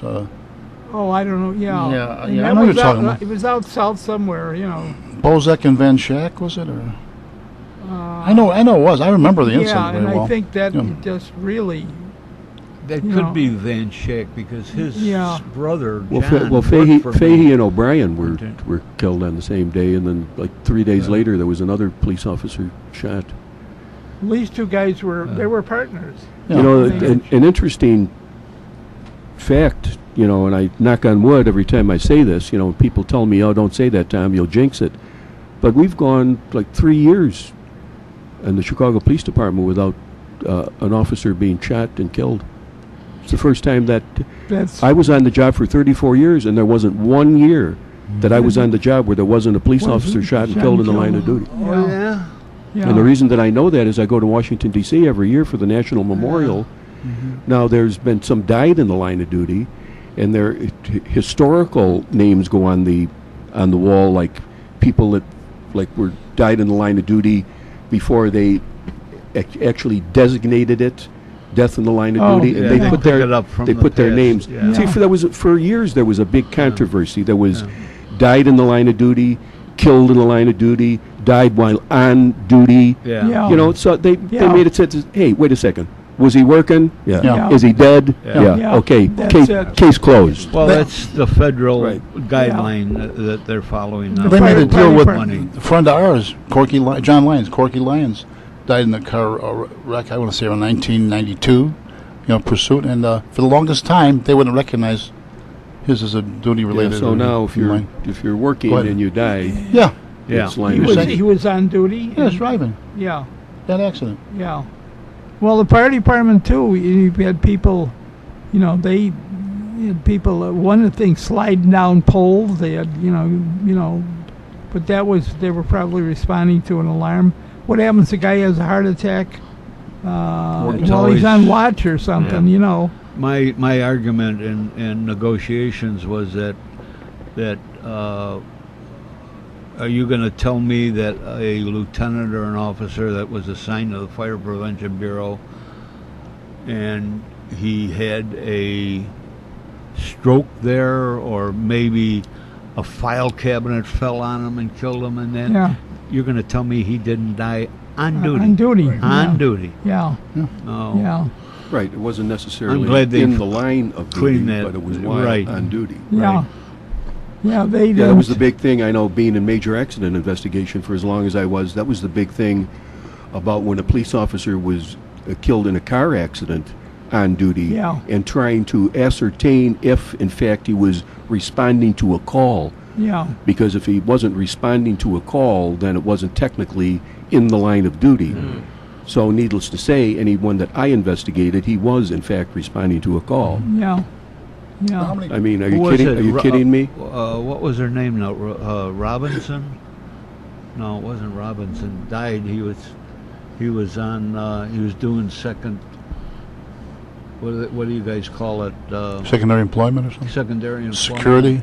Yeah. Right. Well, that was another thing. With the Once- housing once you- authority or right. something Yeah. like that. Once yeah. once you decide to take police action, then you are technically on In the line of duty. duty. Yeah. Yeah. Yeah. So Wendell Hicks, I think you know him from the second district. He was working as security or something. No, he was coming from bowling or something, and he was something. It was a robbery, and he tried to intervene and got killed. From a Yeah. bowling alley. That's what that was. How many? Like 6 guys I worked with died. 5 were shots, and 1 was in a car accident. Yeah. So. Well, they're That's out in the streets just like the firemen. One of the terrible things of the fire department is, for example, they get involved in an accident and a fireman gets killed, you know. Yeah. Yeah, he's on duty and all that, but I mean, he wasn't, you know, he didn't really. It wasn't by a falling wall. It wasn't, No. he didn't accomplish, you know, what they were. It sure seemed. Boy, I just knocked on wood when I left the job that I didn't lose anybody. Didn't lose anybody. Hold yeah. on. Lost anybody. Yeah. Yeah. There's a new book in the library I saw recently that details every Chicago officer who was killed in the line of duty. How they break it down exactly, I don't know. I guess Well, if their yeah, star was well, retired, they deserve mention That, and that was details the in one this by book. Alderman Burke. By and, Burke? That's the one. End of watch. Yeah. Yeah. I Yeah. was going to bring that today. I Yeah. have it too. Yeah. Yeah. well, Yeah. that's one of our biggest fundraising event. I'm one of the founders of the Pipes and Drums of the Chicago Police Department. I played with the Emerald Society, but they're not all Chicago police. The Pipes and Drums of the Chicago Police Department are all Chicago police officers, either present or if you join while you're a member, then you can retire, you can stay in the organization. And one of our big fundraisers was there was a one of the original members, he was doing a research for a book about that. And one thing that he found, there were, I think it was, I'm going to say 44 Chicago police officers that were killed in the line of duty in the city of Chicago and were buried in unmarked graves. Wow. Yeah, So what was our his mission, name, Tom? so our mission was, I'll think of it tonight about Yeah, 2 in the I can't morning. think of- Yeah. Our mission was to put headstones and have honors funerals Yeah. for these guys. Yeah. And one of them, we traveled to a small town in Kentucky, Campbellsville, Kentucky, and he was one of the first black officers, maybe the first black officer killed in the line of duty, and he was buried in a small cemetery in a small town in the black section of town. And when we arrived there, naturally the local residents were very curious as to what we were doing and why we were there. And when they found out the reason that we were there, I mean, they couldn't believe it. They had tears in their eyes. The only living relative that we found of it, this was a long time ago, it was like in the maybe 30s, a nephew of his. And Campbellsville University, it's a small school there, they had a reception for us for the band, and his nephew, probably was his great nephew, he spoke, and he could barely speak. He had tears in his eyes, and saying, "I can't believe that you did that for my uncle, especially, you know, in those days, you know, what a black man, Yeah. you know, Yeah. when you look at the history of our country, Yeah. and to think that you didn't forget about him, and to travel down here on your own time, on your own expense, and give an honors funeral to and he had tears in his eyes, but again, that was, you know, talking about police officers and Yeah. police officers killed in the line of duty. So we put headstones. As a matter of fact, I think there was an officer buried in Hawaii, and we wanted to go to Hawaii, but we couldn't come up with the money.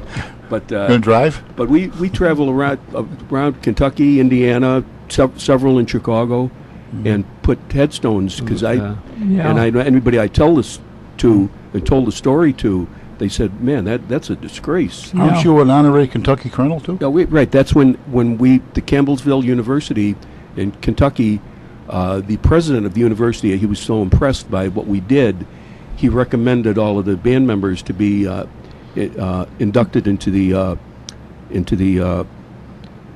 order of the Loyal Order of the Kentucky Colonels. So we're all Kentucky Good. Colonels. Of course, I Good. was outranked today by a 5-star general, but Yeah, right. but I am a colonel. You're doing a fine job. I tell you what, we have our monument at Rose Hill Cemetery, which I'm very proud of. I was the one that got the You thing resurrected going and that. That was, resurrected it. yeah. And later on, my dad is buried there, and we fixed this thing all up. I was president of the union, and I got a call from, I don't remember his name, one of the bosses out south, and he informed me that Charlie Gamble died. Charlie Gamble was a fixture around 35th and Michigan and 35th in that area, and used to drive me. And I liked Charlie. He was a He wound up good guy. as a captain. He ended up as a captain. I don't Captain know of how, but he truck ended 42. up as a captain. He was a big, tall guy. I can Oh, he picture was a him. huge guy. and, Now, just for sake really of big. explanation, you're talking about your Chicago Fire Department now. Chicago Fire Just, Department. For Yeah. anybody listening, And was he a black man? a Yeah. black guy. I mean, a big guy. Yeah. And always kept a piece in his back pocket and loaded with Piece of what, Uncle Bill? piece of Fried chicken? with ammunition. Yeah. A lady from Bristol. And Yeah. anyway, he said that Charlie died, and we don't have anywhere to bury him. And I said, "What are you kidding me?" I said, Yeah. "He always had a wad of dough, and always. Oh no, and then he was a captain yet." Yeah, too, sure, yeah. And he said no. So I suggested, and he was looking for a suggestion. I said, well, let me check and see if he's still a member of Local 2. And if he is entitled to be buried for nothing at Rose Hill Cemetery, at the monument. So he was, and I made the arrangements. Myself and a couple other guys were there the day of the funeral, and where are they? We're looking for a car, and that they had stopped on Western Avenue and put the body on it looked like an old New Orleans black funeral. They had the Parade. a parade. They put him on a cart, I guess Yeah. you call it. A They band? all had denim, Oh. like they were all farm workers and that, and then they had a sound box playing and it was really impressive. Hope somebody Yeah, filmed Here it. yeah, they well, come yeah, in. exactly. When the Saints come And marching you know who in. one of the bartenders, one of the pallbearers was? Gene Sawyer. Is So that right? That's Yeah. where I found Mayor out Chicago. that he was Hey, he was Charlie's angel. I think we have a call. We have a call. Oh, We have a call here? Telephone call? Go ahead. How'd that happen? Hello? Hello, John? Jack? Hello? Hello? Jack? Hello? Yeah, we can hear you. John's putting his headphones on. who is this, by the way? Don Figuarelli. Who? Oh, Hi, Don. Hi. You guys are talking about some labor. Yeah, we're getting into labor we're trying to get into unions it. and things. What's up? Yeah. Well, I got a couple questions for your astute panel there. Okay, we're listening. go. Are you ready? We're Too ready. many L's in here. What was the name of the man? He was a I'm sure he was a coal miners union, but he looked like a tough guy, real heavy Lewis. eyebrows. John L. Lewis. John L. Lewis. Oh yeah. With eyebrows that could have been Yeah, what combed happened back to over John his L.? head. I don't think he's with us anymore. For a long time. Yeah. Yeah. But coal miners union is still viable, or coal is on the way out, I guess. Well, Hillary wants to do away with them, but they're still in existence. Trump wants him back. A lot of those unions merged and with other. They lost their original names, but they're He part was of. the UMD, United Mine Workers. Right. UMW, Right, yeah. United Mine There's Workers. several very interesting documentaries you can go online and see about the coal miners' Is strike that right? and the Yeah. working conditions of coal miners prior to union. They were deplorable. They were all dying of black lung disease. Now, They still ask in the medical business. They still ask if you were in the mines or if you were a mine person. Yeah, is that right? Yeah, Oh, because your lungs. because of the black lung. my wife's uncle was on that black lung bill. Yeah. My grandfather mined coal in Kansas. My grandfather worked in a deep mine in Yeah. Kansas, yeah. How deep? Yeah. It was pretty deep. Yeah. John L. Lewis was also the starter of the CIO, which originally was meant for Committee on Industrial Organization, then the Congress of Industrial Organizations, organizing this originally. But he was, because the AFL was dominated by trade unions, you had a particular trade. Right. So Craft unions, Craft, right. carpenters. So if you were just a labor union, you would no matter what your job was in the company, you were in that union.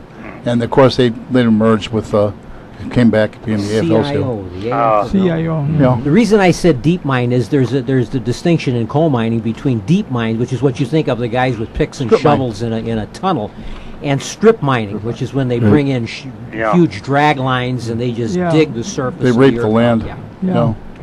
Strip Well, mines. About I have mixed emotions of organized labor, only because, sometimes they're good, sometimes they overdo what has to be done, like stopping work and so on. I wonder about that. Like I said, I know you Well, have to, this is Tom McKenna. My response to that is, in the inception of unions, they were very, very necessary. Like I say, if you look at these documentaries about the coal miners, the formation of the coal miners union and the coal mine strikes, I believe they were in the 50s. The working conditions for coal miners in this country were unimaginable.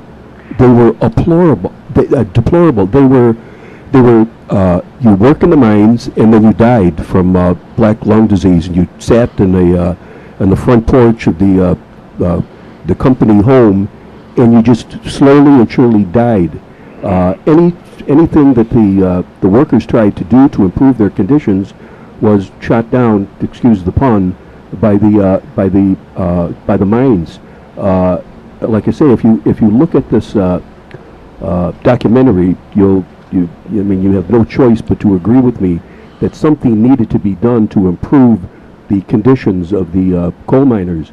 Now, having said that, if you fast forward to the present day, I can tend to agree with you on certain things that maybe the unions are overplaying their hand, so to speak. Yeah. But in its inception, and it's not just the coal mining industry, but a lot of the industries, factories, factory workers and garment workers, and the conditions were so bad that they really had no choice but to form a union and try to improve their situation. Yeah. Well, John, that I agree with you, John. That I agree with you 100%. The only real growth in unions today is in public employee unions, particularly. I'm not talking police and fire, but civilian employees, government employees, and teachers, because union membership in the country today is such a small sliver. I think it's non-government. I believe it's 7%. Yeah.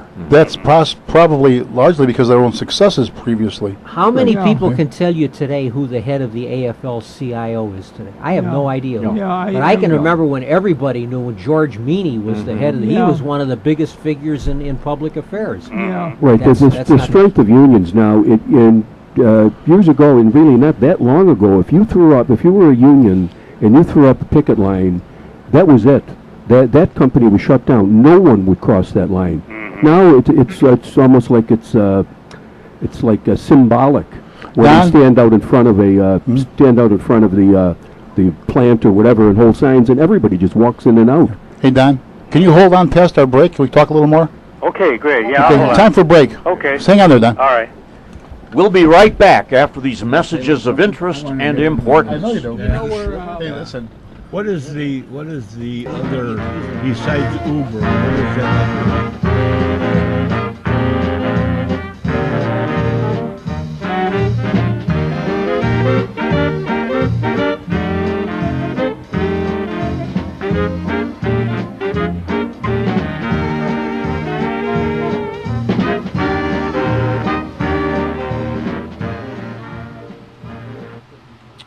Well, friends, the warm weather is here, and now is the time to think about your roof, siding, and gutters on your home or place of business. We could get, and still could get, some more heavy rainstorms in the next few months. So, be sure that the roof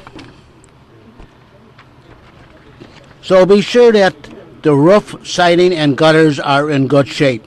You don't need mold or mildew in your attic or crawl space, or drip, drip, drip on the ceilings in your homes, or have walls damaged by leaky gutters or bad siding. So don't have double expense. Sooner or later, you're going to have to get them repaired. So call Best Brothers Roofing, Siding, and Gutters at area code 630-616-1359. Mike Best will drive over in a shiny red truck with ladders on top and Best Brother Roofing signs on the door. Mike will look over your roof, siding, and gutters and give you an estimate and go from there. So don't have double expense. Call Best Brothers Roofing, Siding, and Gutters for a free estimate. That's Best Brothers Roofing, Siding, and Gutters at 630-616-1359. Once again, that phone number for a free estimate is area code 630-616-1359. Call today for a free estimate.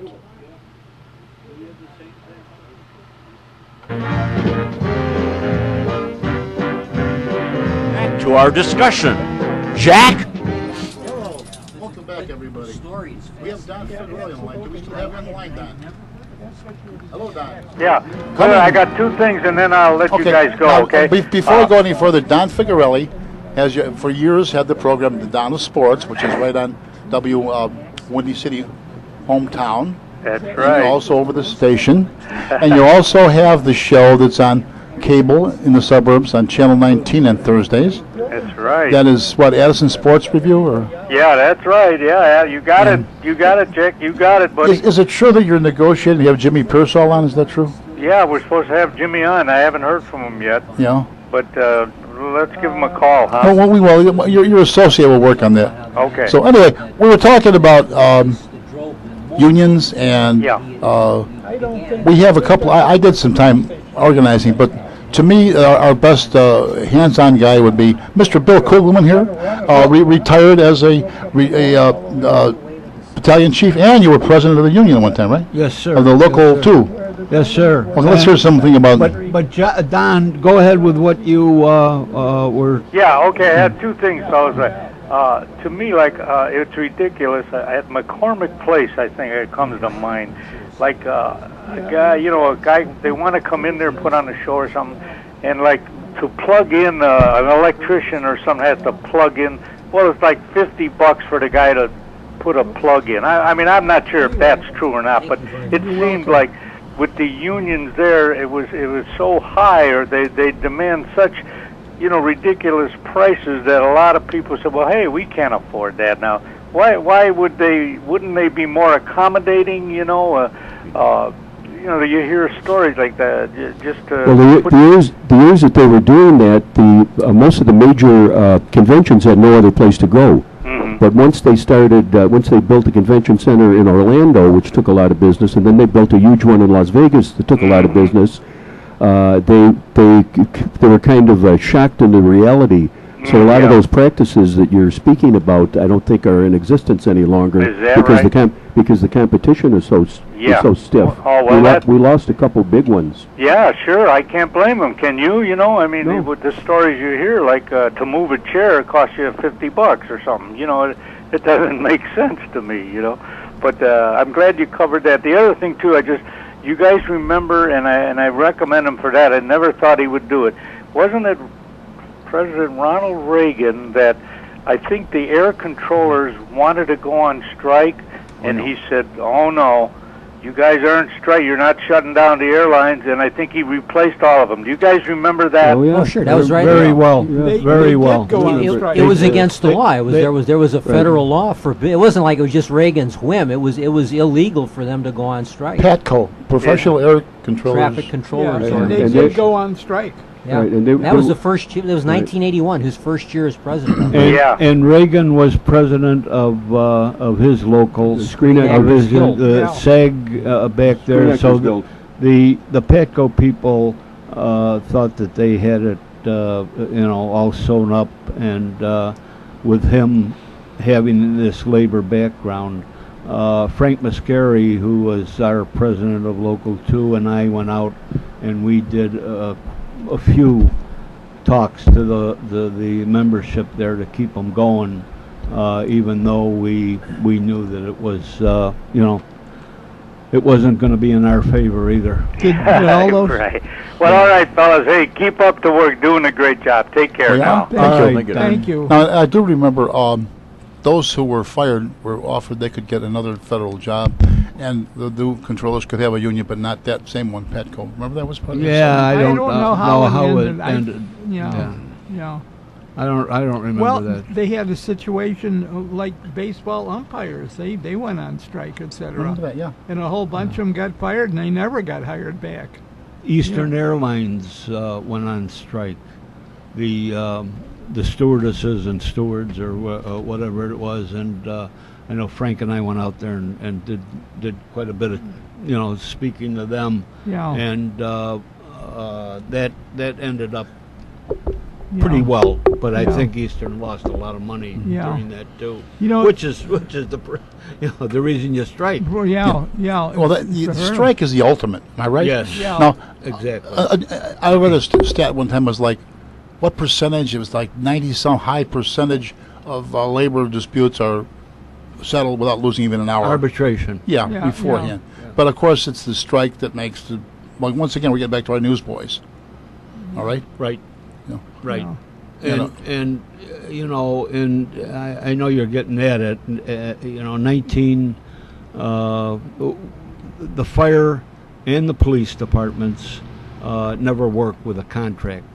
You were under the guise of a peon to your boss and to the people that ran the departments. They could do whatever they want, like Tom was saying before. Our job, if the boss didn't like you, we get what they call a marshal line transfer, and if you were north sider, you go to Hegbush or the south side. Yeah. But our big thing when we wanted a contract, and Mayor Jane Byrne promised us that, as for us backing her in her election, and then reneging on it, was for manpower. We had sometimes one guy on the back step. Yeah. That was 3 people on a rig, and I had seen it where the driver, the engineer, was just what we call a blue shirt. He was acting. He didn't have that job. He was just acting and not getting paid for it either. Yeah.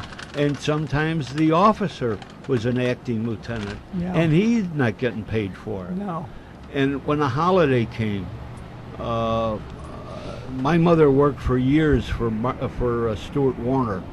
She was one of the first stewards there when they organized the unions there, and when I tell her this, she said, "You mean you don't get this and you don't?" I said, "No, Ma. No. Now here's a woman at the fire department Yeah. background." And I said, no.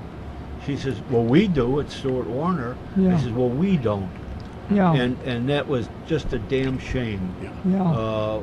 The way things were really, they were wrong all the way around. Well, in 1968, I worked for Illinois Bell Telephone Company at the time because I started in 58. And in 1968, I worked at the building, Bill, you know exactly where it's at, 2401 Grace and Western. Okay. And in that building, there were dispatchers, which I was, and I was under IBEW union. And then there was the commercial department in there also. And commercial, I think it was UAW or something. I can't remember what their union was, but anyways, they went on strike. And we were on strike with them. We picketed with them while they were on strike. We were also out on the street. I worked the gate right on Western Avenue, just south of the building. They settled, went back to work, and left us standing out there picketing because now we were on strike. So that took 6 months before it all settled down. In the meantime, I had just gotten married. I had a home in Harwood Heights, 7437 Argyle in Harwood Heights, and we had a child when my son was born, Michael. At that time, my wife and I, we decided that the house on wait, sorry, I take it back. The house was at 5754 Moody is where we lived when I went on strike. In the meantime, we found the house over in Harwood Heights, and I said to my wife, Barb, I says, this is not going to last. This is not going to last. So what happens? We sold the house on Moody, signed the papers for the house on Argyle in Harwood Heights. In the meantime, we're on strike. Thank God for my father-in-law, Johnson Tarkey, who was a lieutenant on Engine Company 56 with the Chicago Fire Department, 2214 Barry, and my mom and dad, my sister, and my brother-in-law. They all helped me because now I had the house on Moody sold. Now I had a mortgage to pay on the house in Harwood Heights on Argyle, plus I had 2 kids. Yeah. So between our parents and a few other people, we were able to go through it. John, I was chairman of the strike in 1980, and I can tell you hundreds of that same kind of story. Right. People that had to go in for brain surgery. Yep. We had no hospitalization. It was done. I can tell you all kinds of stuff like that. Yep. But that was the fault of your union leaders that they didn't go in and do that. And you know, I agree with you. Damn them. I mean, we honored the commercial people. We honored them when they were on strike, but when they settled, they walked right past us, went right through the doors, and right back inside, and kept us outside high and dry. All right, and that was the problem. That the fault of your union. That's leaders, right. Like I said. That's right. IBEW. And we had so many stories. And up there in that office, my God. It's a wonder I didn't commit suicide with the stories that I heard and oh my God, Bill? They were bad. Oh, Bill, about the solidarity with organized labor, I think you had about zero help from the CFL, didn't you? Chicago Federation of Labor. I went before that started. I went before the Chicago Fed, and at one of their meetings, couple of their meetings, in fact, and. I told them that we were planning. Do we have your backing? And of course, the first thing that some guy in the audience would say is, "Well, are you going to stop those guys, those bricklayers and those electricians and that? Are you going to stop them from working?" Yeah. And that just like John is saying. Yeah. And I said, "Yes." Yeah. You damn right we are. And a lot of them. Obeyed our picket lines, and we obeyed theirs. Honored, Okay, but that's not saying that couldn't have gone the other way either. Yeah. Depends on the person, the personality. I was active with Joe Mescal today. We were trying to get the real AFL-CIO affiliate in, which we didn't. We failed twice. But Right. nonetheless, I heard a lot of this remarks at the Chicago Federation meetings and stuff. And other than some lip service, it seemed like you were the bad guys in a lot of their eyes. Oh, we were. Am I right? Oh, we were, because we had probably the majority of our membership that worked the trades and worked other jobs, and that was true. In fact, somebody mentioned McCormick Place. We had guys going down there and working, Yeah. and I didn't have enough people to go down there and give them a little lesson in what unionism is I mean, about. they were working down there when the strike was going on. Yeah, So they, yeah. Instead of having their behind out on the barrel Mm-hmm. and being with us, why they were down there working, and that was, that was a shame. It really was. But we, what the hell was his name? I keep thinking of Louis Pike, the guy that was with the Chicago Fed. Bill Lee. Bill Lee. Yeah. Yeah. What a rat. What an absolute rat. Because he would not, order isn't the right word, tell his people to honor our picket lines, Yeah. and we wouldn't have been out for 23 days. Yeah. That was a problem that I had. Yeah. Must have seemed like a long 23 days when you were sitting in your seat, huh? Oh boy, oh boy, oh boy. And like John says, everything stops. And you're fired, and if it wasn't for my Uncle Carol Mayer, who was retired on the job, for him donating money so I could pay mortgage and so forth, why, Yeah. Yeah. I'd be out shoveling snow somewhere. But and the reason we went is we tried to stop this for a long time. We really tried to stop it. We threatened, Frank threatened, I threatened. The media, Tom is talking, the media was pretty much on our side in that they were telling the truth. After we went on strike, they'd find a rig going out of a house, and there'd be one person on it. Yeah. Or they'd go into a firehouse somewhere that was supposed to be open. There's nobody in there. No. Nobody in there at all. No. So, the city had their, they had their methods too. I had my guy at my mole, and of course they had theirs. Yeah. And the reason that I still say the big reason we went out was to have manpower the way it should be. Yeah. And that's what we solved. And nobody cared about getting more pay. We were well paid. Yeah, that's the first thing they'll throw at you. Oh, Yeah. sure, yeah. Yeah. They're hungry. They're this and that, and we even had the schools, the Chicago Public Schools. They even honored our picket lines in places, and and later on when they went on strike, we honored theirs too. Yeah. To a point. Yeah. There is in unionism, if you're like us, a fireman, you go up, you got a fire in there, you're on strike, where's your strike captain? We're going to go in there, is it all right with you? Yeah, go ahead and boom. Well, I remember there was an incident, and I was on my third tour in the 2nd District at the time, or as our friend Ron Tilbach said, a 3-time loser. But anyway, at that house at 54th and Wabash, is it? Or Yeah, right. That's right. Yeah. The guys, there was a fire not far away, and the strikers all went out and they took care of business. Yeah. Right there. Yeah. We had a couple of good guys. We had J. Dale Berry was our attorney, and we had Mike Lass from the International. Ballsy guys, knew exactly. They had just come from the strike in where was it now? Down south. And I learned a lot. Hell, I was sure. never on strike. You're not a union. No, I'm just a guy that you're a knows. fireman. Well, yeah.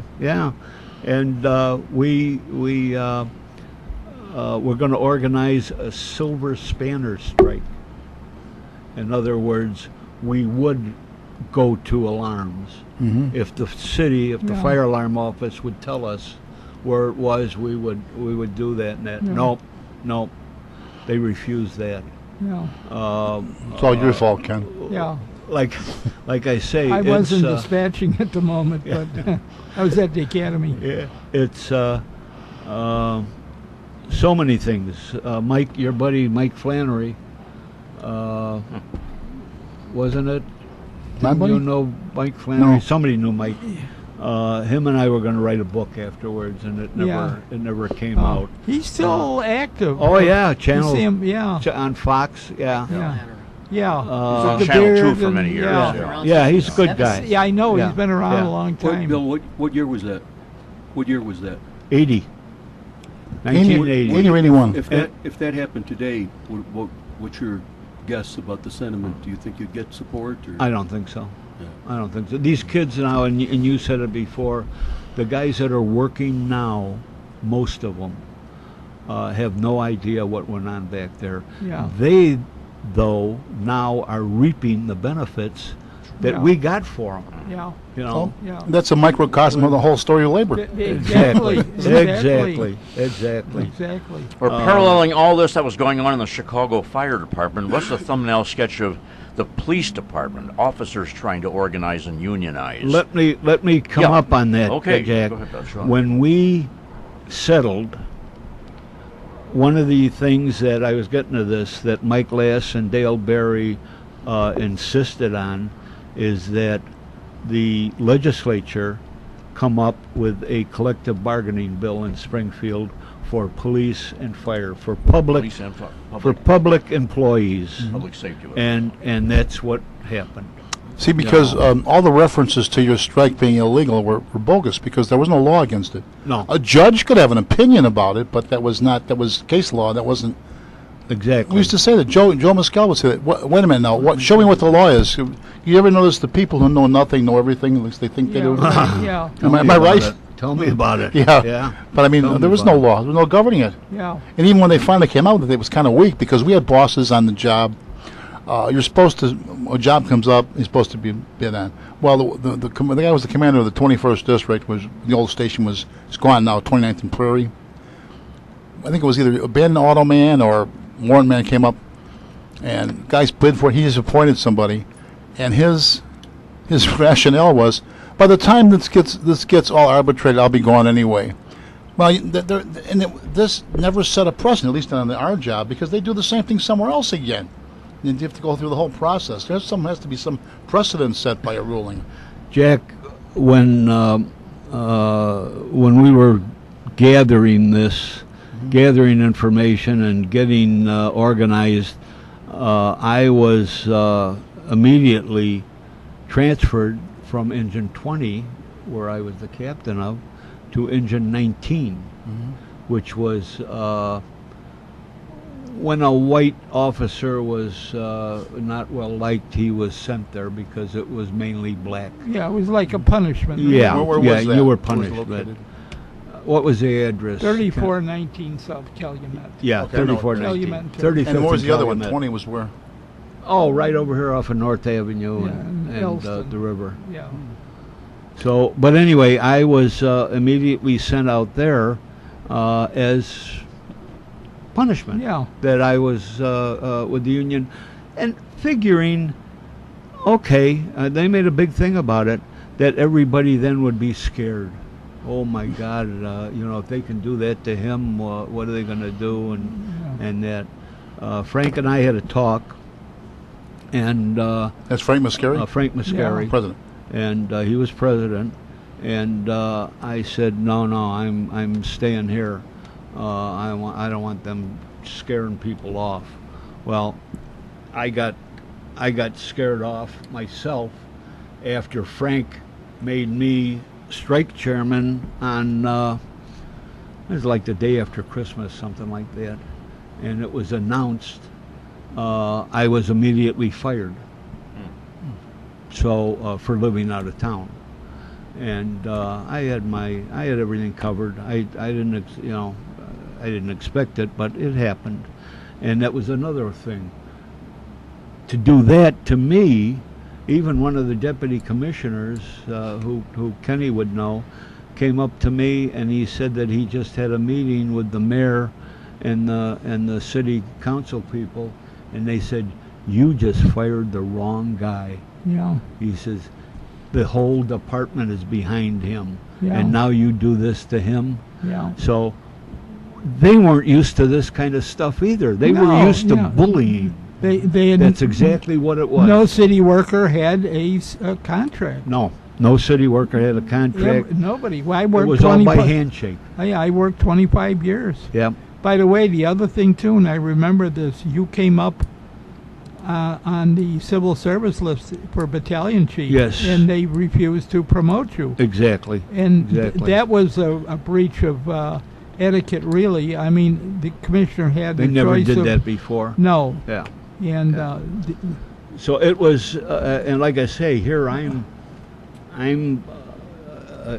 raising two kids, a single parent with my dad at the house, and money meant everything. sure. And now I don't have any, Yeah. or hospitalization, Yeah. either that.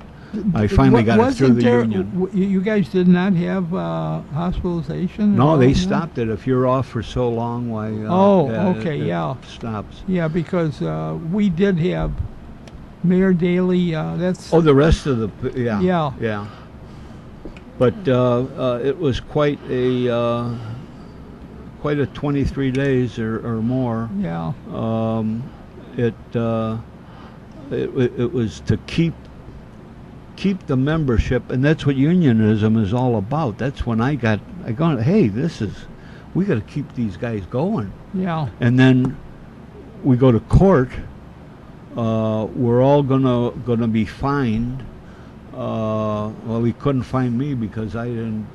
Jack Hetchinger, he couldn't find me because I had been fired, so I didn't have a job anyway. I mean, isn't this crazy? Yeah, I mean, and Frank is sitting next to me, and he said, "Here, Bill," and he gives me his wallet and his watch. I think he had a ring. He says, "I'm not going to be able to use those for a while." yeah. So- And From behind. Hetchinger come up. Well, yeah. You're going go to ahead. stop the Oh. strike, Mr. President? No, sir. No, sir. Yeah. And Goodbye. Okay, goodbye. You're going to jail. How long was he behind in there? A couple months. Was it? Yeah. Oh yeah. Yeah. The strike was over with, and then we had to go back and get him out of jail. Oh, yeah. I mean, talk about. He liked it in there. He said. Yeah. He No, was, no comment. He was a character. Oh, he was a character, and he was the guy that, at the time, that's what we needed. You know. Yeah. Would it be correct to say that he's a guy who really spoke his mind, Oh, whatever was on? yeah? absolutely, absolutely. And him and I had a very good relationship. He trusted me. I called for the strike 5 days before that, and I called for it at 8 o'clock, which is what our change of shifts. And I find out about a day or two before that one of our people on the board told one of the bosses that this was going to happen. Tipped him off. Huh? Tipped them off. Yep. What a rat. Mark of the squealer. And that's when I then called it off, and I said I will call for the strike I'll let you know. later on. And I always got up at 5:15 in the morning. I was an old farm boy, and Middle of the night. still did, Yeah. yeah. And it happened to be St. Valentine's Day, so naturally, when I called for it at 05:15 on Valentine's Day, Kugelman just sent a Valentine card to Yeah, Jane Yeah. Byrne. Jane Byrne. And she was, we got more out of her, and she said we'd have to work for it. Well, we did. We went on strike. We did Yeah. work for it. Yeah. St. Valentine's Day always has a special meaning in Chicago. Absolutely, It's a very, absolutely. very beloved holiday. in You Chicago. know what? I'm going to brag a little bit. Sometimes I wish I was an arbitrator, I would have loved to, arbitrate on both sides. Because Yeah. there is always, just like Chicago's pension problems now, they're going to solve it. They have to solve it. You Yeah. know, as time goes on, Exactly. I think one of the reasons why unions have lost a lot of support, over the last, well, let's say 10 years or whatever, is because of the economy is so bad that union workers are still making the same pay scale that they made, Yeah. 8 years ago, or Yeah. maybe slightly better, and people in other industries are not. yeah. They haven't kept up Right. with it. Yeah. And the thing is, when the economy was good, nobody really gave a Hold that thought. care about what Time we for were a break. It's now time for another brief intermission. Hey, we're doing pretty You've good. been listening to Meet the Chicago Historians. As usual, we'll be right back. But,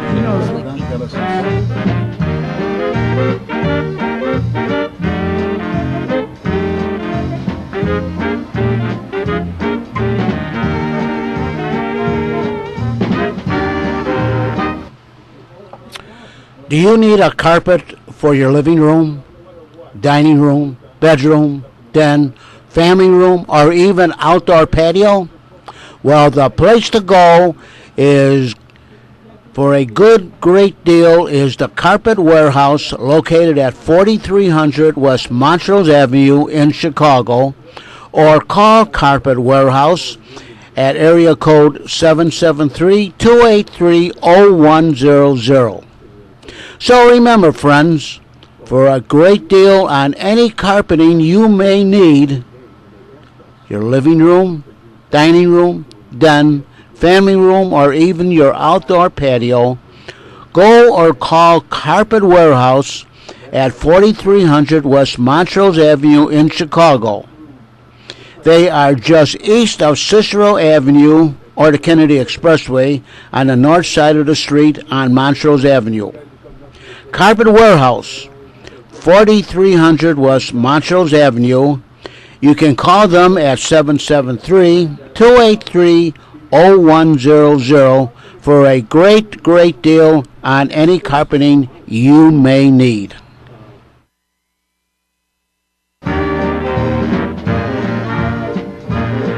To our show, Jack. Something to forget right now. Oh yes, getting into when there were negotiations were going on to settle this fire strike bill. Wasn't there some tricks they were trying to pull on you by substituting like the term fact-finding for binding arbitration, like different copies of different documents? Right. They went Right. that far, right? They before the strike, when we were, when the union was getting their act together, I'll say, the city did come up with a grievance procedure for everybody, if you guys remember that.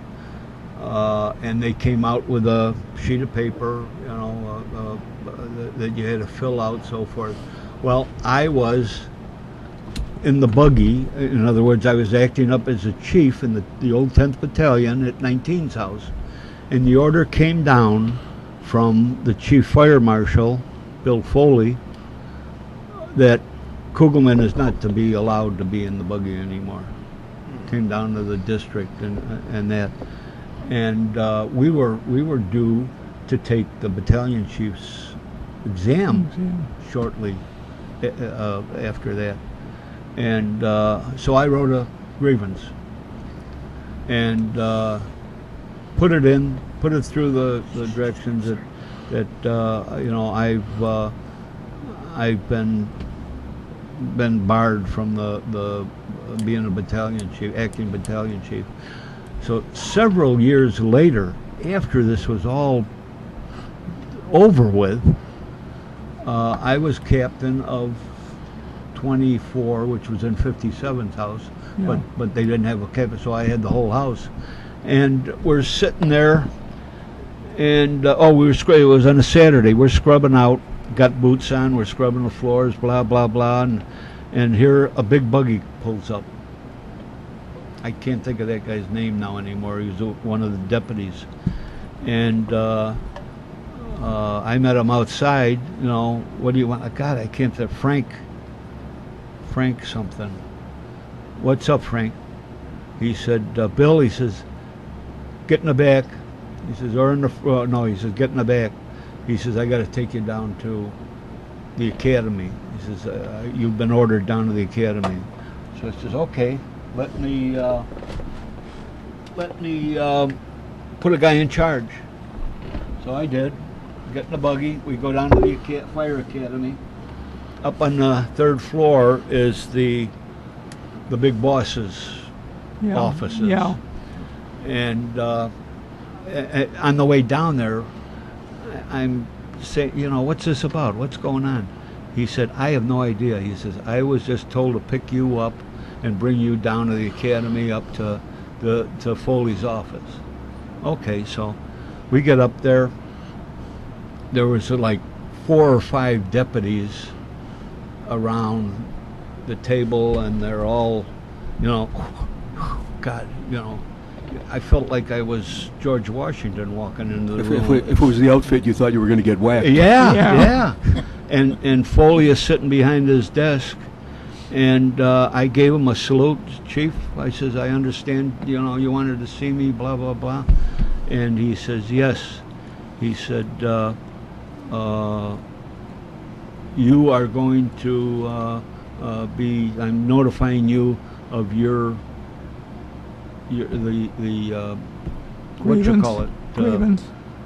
That you put in, which grievance. was the city's grievance procedure. No, we didn't have one yet. And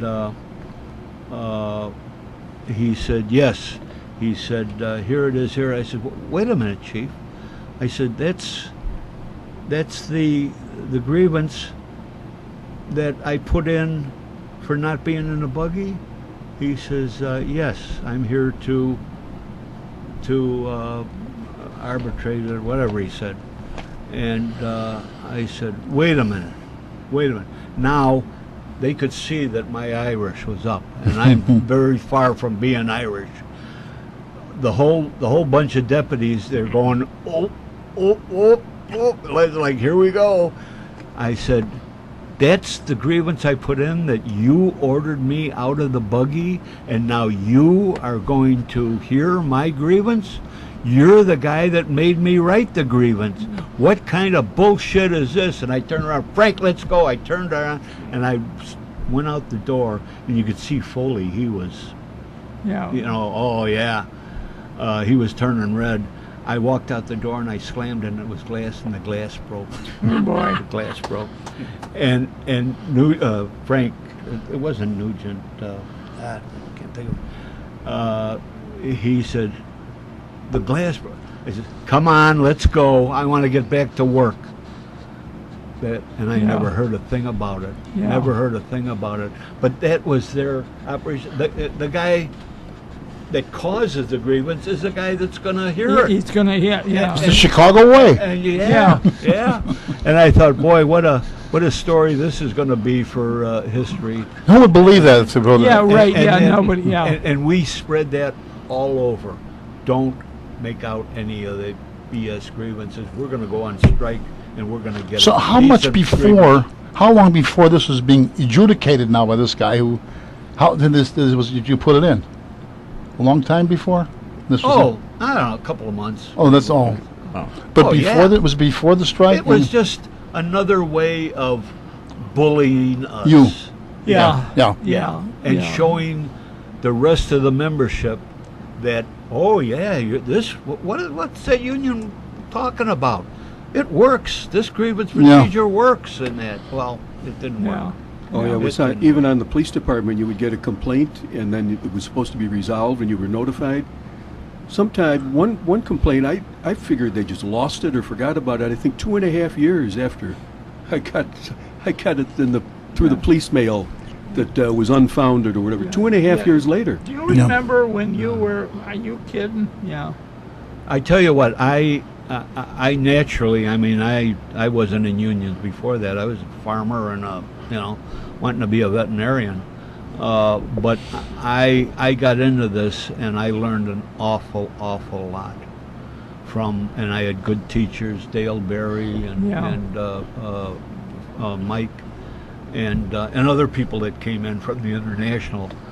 But right now, I criticize some of these unions for what they're doing, and they're way out of whack on some of their. Well, like I said ideas. before the break, I think one of the reasons is that people look at what union members are making and what they're making in private industry, and they're upset about it. Yeah. But the thing is, my response to that is, well, don't be upset at us.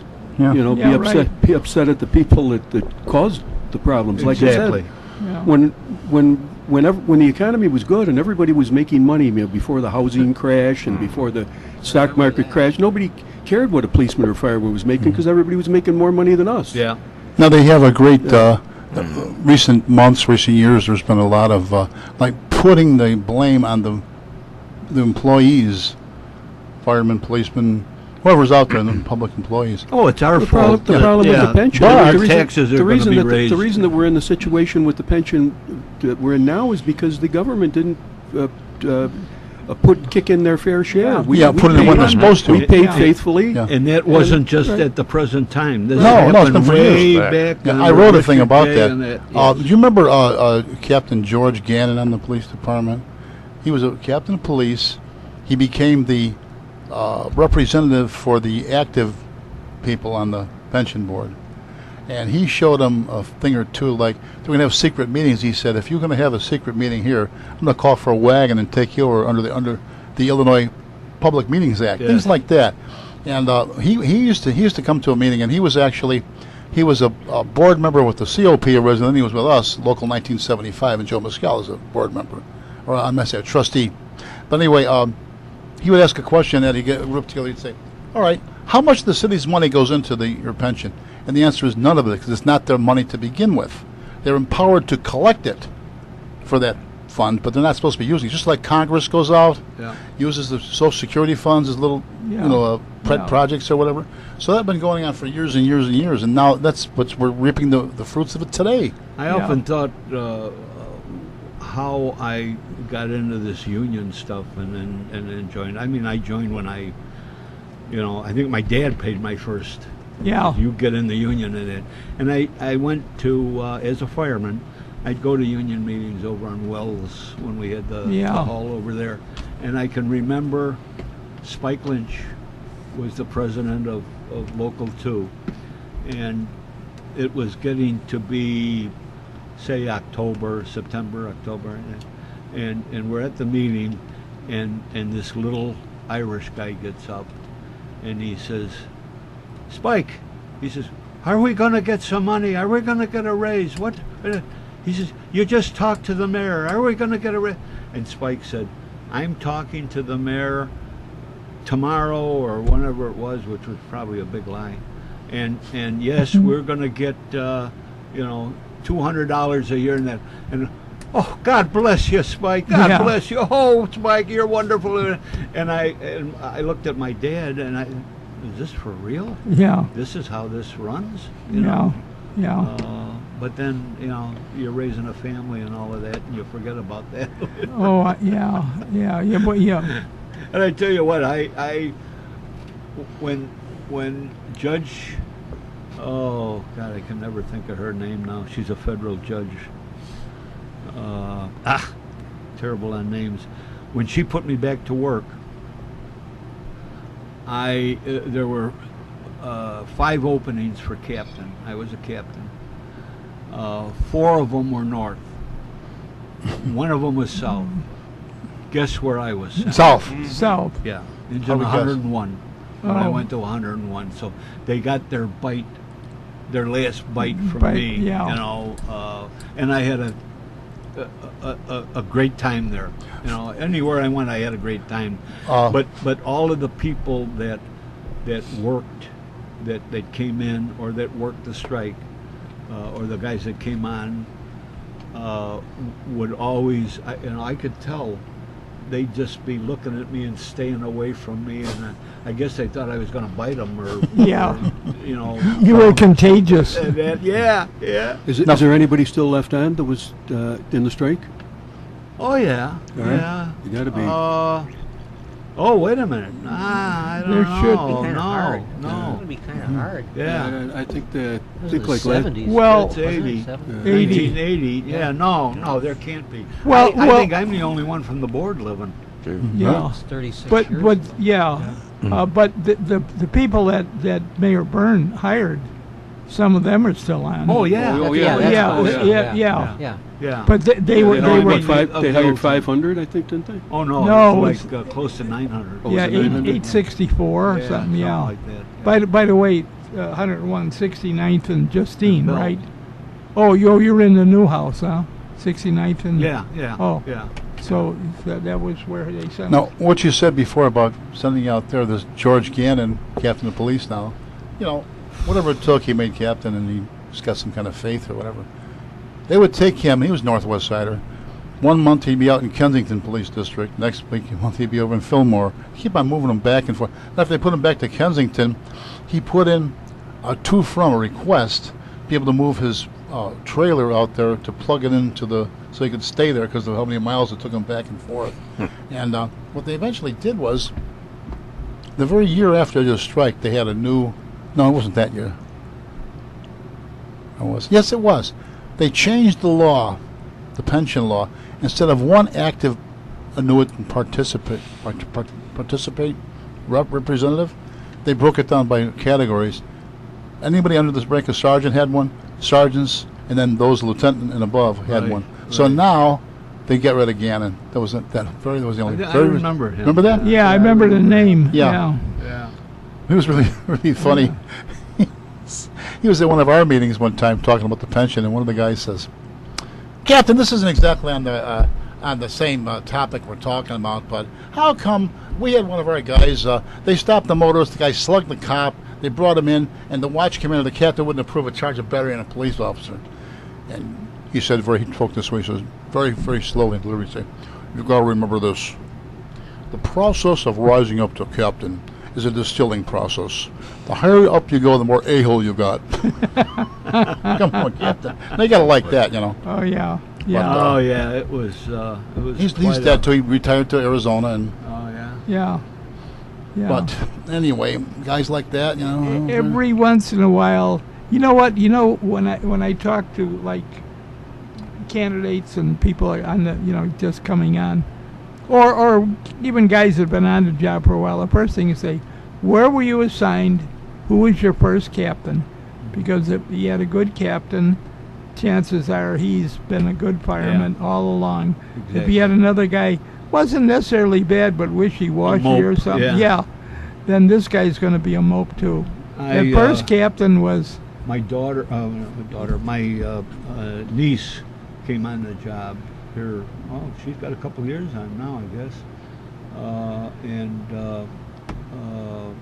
her father was, or is, Bob Joyce. Bob Joyce was on 55 in the engineer and that. Oh, okay. And very close with Mark Nielsen. So Oh. when she was getting ready to get out of the academy, we had a three-way conversation, and where are you going to put her? Where are you going to put Yeah. her? And that was my thing right there, Ken, is never mind the fast companies or the slow companies. Where's a good officer? Good officer, That's yeah. gonna shoot, because she was a a Hooters girl, oh, blonde. oh, Take care of attractive, herself. Yeah. I like her already. Yeah, Oh yeah. yeah. Is, Oh is she yeah. is she a firefighter? And yes. Yeah. And she's or I think she's an EMT or something. All on her own. I think they're all. And yeah. she does the physical training and that. There's nobody messing around with. Where did they with my send girl? her? Where? Engine 1. Oh yeah. In, Oh. I'm sorry, not Engine 1. Engine 8. Oh. Engine 8. Little Chinatown. difference. Yeah. Chinatown. And I've heard a couple of stories about she doesn't take anything, Yeah. any crap Yeah. from anybody, and She doesn't have to. No. No one. No one But has. she's to. got a good officer, and that's like you say, Yeah. you know. Yeah. Yeah. Now, someone coming on the fire department, is it better to go to certain busy places first? Or is that like Not really. Tom and I were told that by our own training officer? He said you can be a policeman here, you can be anywhere in the world after this. Well, that's why I wasn't thrilled to get assigned to 48th and Wabash when I got out of the academy. It was a solid black district, but I'm glad I went there because if you can handle this, I mean that was a combat zone. And right. Jack, If you can handle this, you can handle anything. we've got guys that come out of the academy on the job, and they go to the airport, which Yeah. is Yeah. not the fire department. No. Yeah. Or they go in the academy, fire prevention bureau. How do they do that? And well, they I know how they do it, but yeah. would the contract allow it? We can't say this on here. Yeah, I know. Or the contract can't. No, it has nothing to do with that. Now, like with the police department, our contract with, which is the bargaining agent is the Fraternal Order of Police. You'll have like management's choice, or certain units are exempted from bidding, by seniority. And as it turns out, it was like, I remember one time one of our guys, there was an opening, and there were 2 or 3 openings in major accidents at the time, where you were, and there were five of them. And this guy is close to 30 years. He bids, and there were two made it, and 3 made it with the city's choice. And I said, 10% of the jobs. He said, yeah, 10% of the total jobs. So some heavies get jobs like that. I've got I marked this down when we came in here. One of my, being from this, one of my pet peeves right now are these Uber drivers and these Lyft drivers. They're nothing but scabs. They came in here, the cab driver is trying to make a living, and they're losing. They have some kind of a union and that. And these Uber drivers, they just Plus, apply. they don't need a chauffeur's license. No, Really? no. That's the thing that kills me. Yeah. I mean, They should at least have to get a chauffeur's license. Are they doing any background checks at all? I don't They claim, think so. they Not claim, from what I they see. claim they are, but there's been a lot of complaints. Yeah. One thing with the chauffeurs, they would have to have it renewed every year, wouldn't Right, they? exactly. Yeah. Yeah. Yeah. Yeah, it's a pet peeve of mine now with these guys, and from the ones that I've seen, you see a crazy driver and they got that Uber Oh. sticker on the back, and Yeah. yeah. I'm sorry I cut you off. Yeah. No, they don't even say yeah, that. Yeah. Listen, we're getting to the end here, and I have a few statements here. I Okay, guess. let's hear ya. One of them, this 2 weeks from today, or 2 weeks away, on the 27th of August, we have open house at the Fire Museum, 5218 Southwestern. Come and see us. We're open from 10 to 2. Come and see. I don't know if we'll allow anybody up on the second floor, but that is going to be the Ken Little room. And we're finishing it off now. So it's the 27th of this month, 10 to 2 at 5218 Southwestern. You're all welcome. Bring a camera. Also, coming up soon, September 11th, the 15th anniversary of 9/11. 15. The police, combined police fire departments are having I guess this is going to be really a big affair at the Irving Park Cemetery. 7700 Irving Park, yeah. It'll be outside, although they will have a tent. It's all free. In fact, they're going to have lunch there for you too.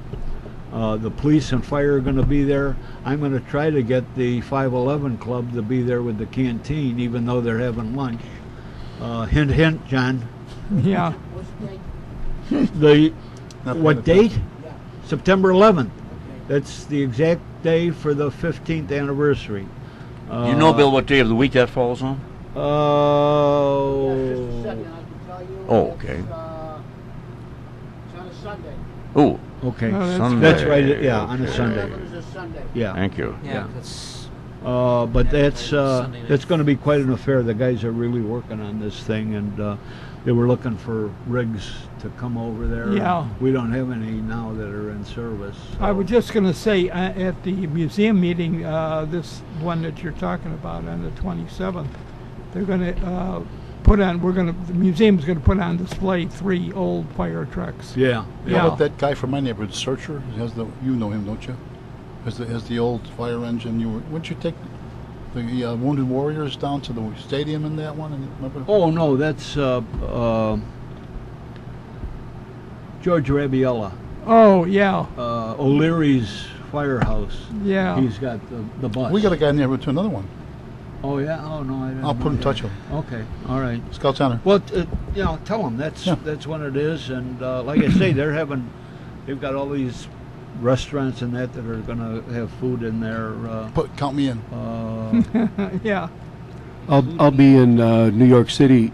The Pipes and Drums of the Chicago Police Department were invited by the New York Pipes and Drums. They're having a police pipe band march to commemorate the 15th anniversary. Oh. So we're going to be in New York City for that. That's a big thing there. Right. Just looking back on that, we could probably do a show on that day. If anyone, of course, you folk, a lot of you out there are young, but this is exactly the same way we felt when you heard the president was shot. I'm sure it's the way people felt when they heard about Pearl Harbor. Yeah. Their guts are all kicked out in disbelief, something Yeah, like that could happen. absolutely. Yeah. Yeah. I remember listening to WLS. I was on the way down to the medical section. I was off. And what was his name? Don Wade and his wife were on. Don Wade and Roma. On WLS. Yeah. And the one plane hit, and the announcer is saying, the second plane hit. Apparently, this is possibly an attack. And he broke his. What do you mean possibly? That's 2 planes. Just the way you said it. Yeah, What do you mean right. possibly? Yeah. And then the next thing you know, the Pentagon was hit. Yeah. So it was. I'm sure that's kind of the sort of a scary It's feeling. it's where you remember where you Sure. were and what you I was were doing. I was in not Las only that- Vegas, and the television was on when I woke up, and it was on every television station, and I looked at it, and I said to myself, I wonder what movie this is. right, That, I exactly. said Right. that's really a realistic Disaster movie. special Yeah, effect. it's a disaster movie. It can't be Incredible. happening for real. And then I was president of the union, and I was getting ready to go to work. I didn't have to go in early that day, and my daughter called me, and she says, "Dad, you got the TV or the radio on?" No, don't Yeah. put it on that early. And Yeah. she said, "Well, you better. Yeah. I think you're going to be busy for a while." Yeah. And how true that was. I had the Today Show on at home, and I must have turned it off 5 minutes before the attack to drive to the town hall to the office. And by the time I got there, it had all happened. I mean, it was a Yeah. matter of just a very short Sure, enough time yeah. between the 2 collisions. And I walked into the office, and all of a sudden, all of this has happened in that short span of time.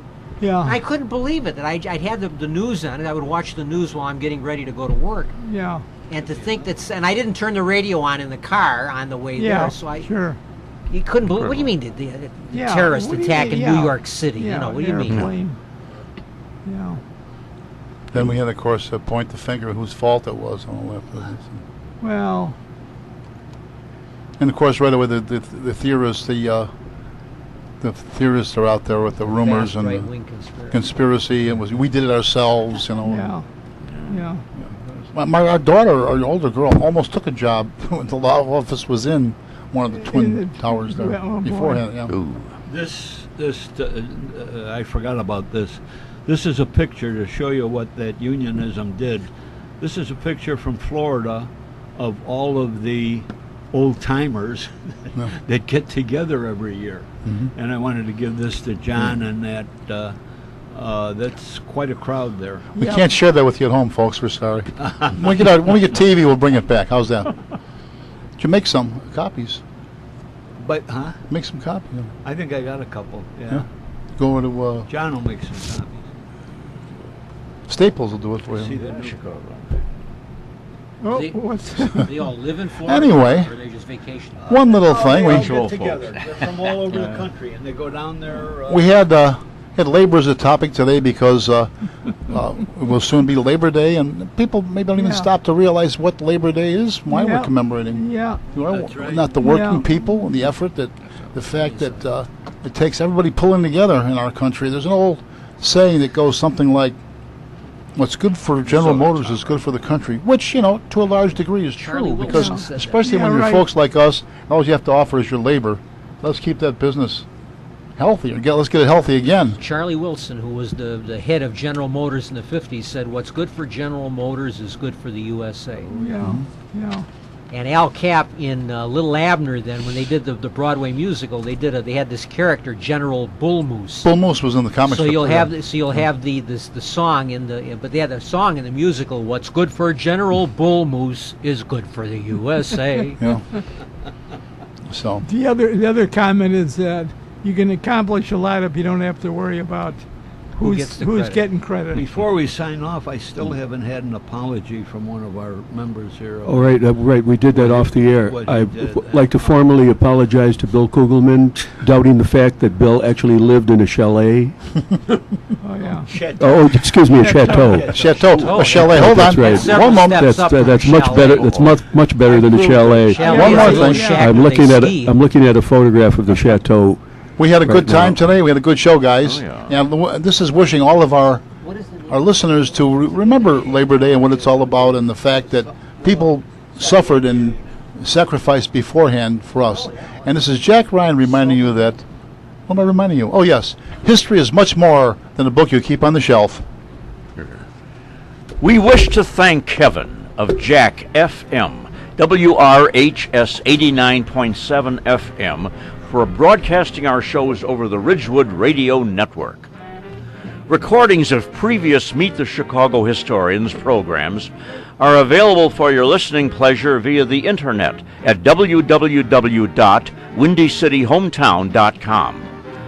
A special thanks to executive producer of Windy City Hometown Entertainment Network, to John Seconda. On behalf of everyone associated with our Historians program, we thank you for listening. This is your announcer, Rich Lang. So long until next time. Thank you.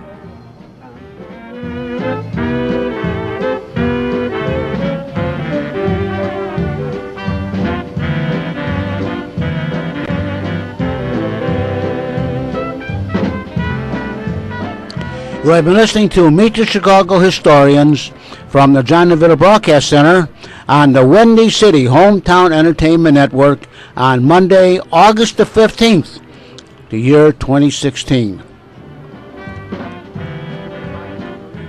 This broadcast was produced by Jack Ryan, directed by John DeVita, and our special thanks to the executive producer of Windy City Hometown Entertainment Network, Mr. John Seconda. Until next time, friends, be safe, and thanks for listening.